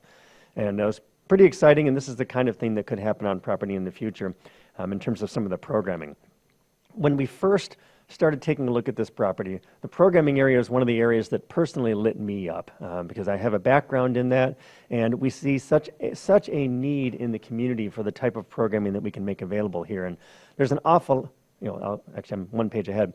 Nothing can make us happier than the opportunity to create a thriving hub of activity and bring youth and adults alike to the property for education. We tend to focus a lot on education for youth, but adults like to learn things as well, and this is a great space to be able to do that. And just to give you some examples, there's an awful lot of words on this page, and I'm not going to go through every single one of them, but this is just kind of a random stream of consciousness of ideas that we know that we can implement on property through conversations that we've had internally and then conversations we've had with potential partners. So the possibilities really from an educational standpoint on property are absolutely endless. And in terms of some of the partners that we've worked with or are working with, you see those listed here. They've already helped us out with a number of things. So Seeds, as an example, we've brought them in. They've been a great supporter. In fact, they were out yesterday doing some additional work on property in terms of cutting trails and preparing trails and replacing some steps and just really making the place a better space. The Conservation District, Woodland School, which you'll see some things here in just a moment, Boy Scouts Scenic Trails District, Heart of the Lakes, Grand Traverse Bay YMCA, and et cetera that you see listed there have all been great helps for this property so far, and we have great hopes in the future from an educational standpoint. The second of those areas that I mentioned were park amenities, and there's already a great list of park amenities around property. When we took over the property, some were in good shape, some were in not as good shape, and we've done a lot of work to be able to bring those properties back to the shape that they could be. So what you're looking at here in the picture is the human foosball court. So if you're not familiar with this, we haven't had a picture of this here before, but you can kind of see the ropes in the middle of the court. So think of a foosball game where you have those bars, and you'd have the players and the bar game, right? That you spin it around, and the players spin around on the bar. Well, this is kind of like that, but not quite the same thing. If you've ever been to a 6-year-old soccer game, so you know that when the ball goes, all 6-year-olds go in the same spot, right? So they all run along at the same spot. It's just a cluster of kids running around at the same time. Well, one of the ideas behind this is that you're basically connected to that rope or that wire. And so as the ball comes, it comes to you, and you can slide laterally along, but you can't move forward and back. So it kind of eliminates that whole ball hog aspect of it, but just creates a different atmosphere. So, and those of you who've played it before, I've not, I can probably tell a little bit more about this, but this picture that you see here is a group of ladies in the area. They called themselves the Sisterhood Group, and they came out and they helped renovate this particular piece for us. So they had a fantastic time, and we're really excited to be able to get them out and get them playing on it as well as other people. Trail use. There's a great network of trails already on property. We've added more trails, so the picture that you're seeing here is the newly cut or bench cut trail that goes from the parking lot to what we're calling the lagoon loop. So there's a little lagoon area. So this is about a little bit less than a mile altogether for this trail, and it winds through the woods. So some nice soft single track with some good visuals through that. But hiking, trail running, snowshoeing, cross country skiing, biking. So an all season trail network is what we're looking at with this. And we've already got that network in place, and we'll talk signage here in just a minute as well. Disc golf course, we've had some great partners. Aloft Disc Golf has put together a group of folks that have come out and really helped us with this. We estimate that they've put in 500 volunteer hours with their group just in helping us reconfigure the disc golf course.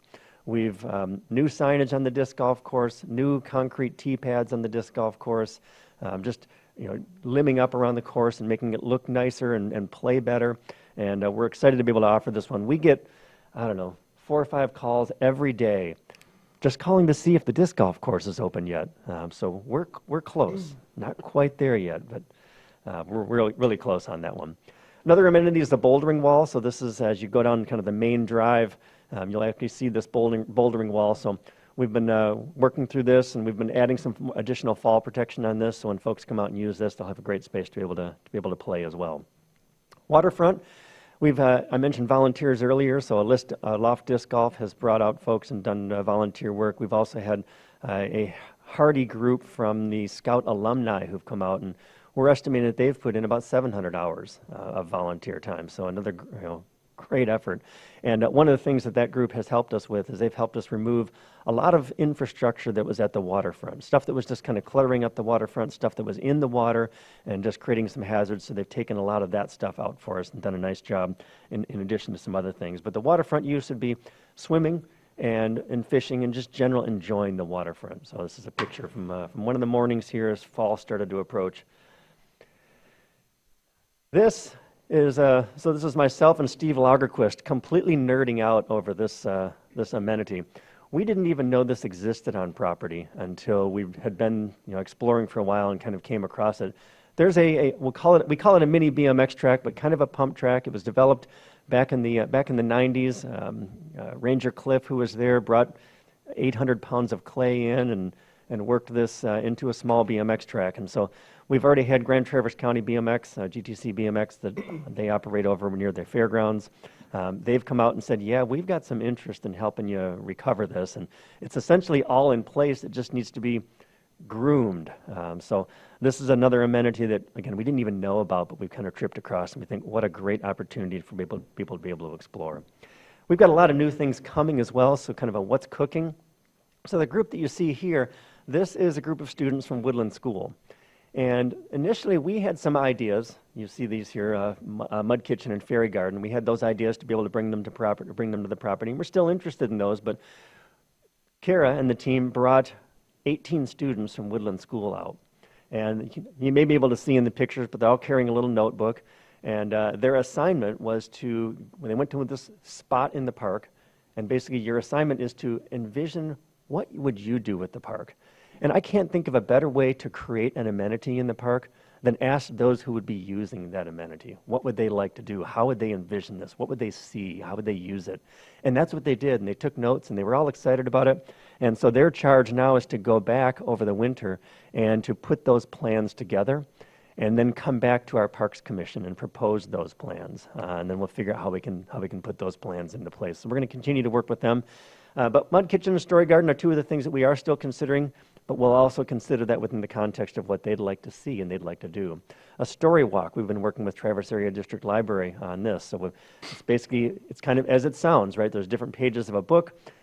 As you progress along, you go to a different interpretive station. Those books or those pieces of the book are there, and then you can interpret that, and there could be activities that'll go along with that, and those can be changed out. So this is an amenity that's not necessarily available locally and can be available in the park. So we're on track with that. And then one that has popped up that, the best ideas are the ones we haven't even thought of yet, and sometimes those best ideas are the things that people bring to us. And North Sky Raptor Sanctuary came to us and said, we know that you're taking on this property. This goes back a while. Would you be interested in talking to us about potentially locating North Sky Raptor Sanctuary here? So that's turned into some great opportunities, some great discussions. Kara and the team went to East Bay Township to talk sketch plan review for a conceptual idea of bringing them to property yesterday, and that went very well. We're working with the Regional Land Conservancy to make sure that this is something that fits in with the conservation easement. And then on top of that, they being North Sky, have already started going through conceptual design work, and they've had Spicer and an architect out to be able to take a look at it and really put some pen to paper and come up with some neat ideas. So this could be a fantastic mission fit. So more to come on that one as we continue to move forward. So that's kind of what's happening from the amenities standpoint. And then the third piece is the facility use. And so facility use, we're looking at this in a couple of different categories, and we'll talk about those categories here in just a moment. But I wanted to just show you a few pictures of the facilities and what they look like today. So I know that we've seen some pictures of them in the past, but they've changed quite a bit since then as we've gone through this cleanup process. So what you're looking at here is the pavilion. And so that is in great shape and ready to use. And then Besser Lodge, so here's an interior picture of the Besser Lodge, so getting some cleanup done in there, and that's in a good position as well.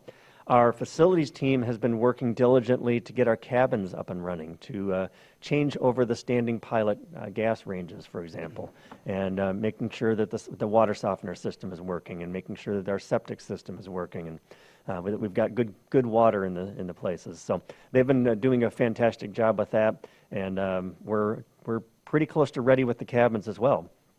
The semi-rustic cabins, as we're calling them, so these are about the same size as a toll booth, and this is in an area what was formerly referred to as Staff Row, so the staff would live here during the summer. Well, we're repurposing these, and these would be an opportunity for somebody who wants a camping experience but doesn't want to camp on the ground and wants to be close to a building that's just out of frame to the left, and it's called the Dan Beard Shower House. And so they want to be able to have a space where they can get an outdoor experience, but also go for an indoor shower and go for an indoor restroom just 20 steps away from their toll booth-sized cabin. So that's another one that they're cleaned up, they're ready to roll. John, can I ask you a question before you move on? Are those available year-round? Are those restrooms open year-round? So the restrooms are not at this point, and those mini cabins would not be available year-round. They're not heated. But the group ones are, right? The group ones are, yeah. Yeah. So those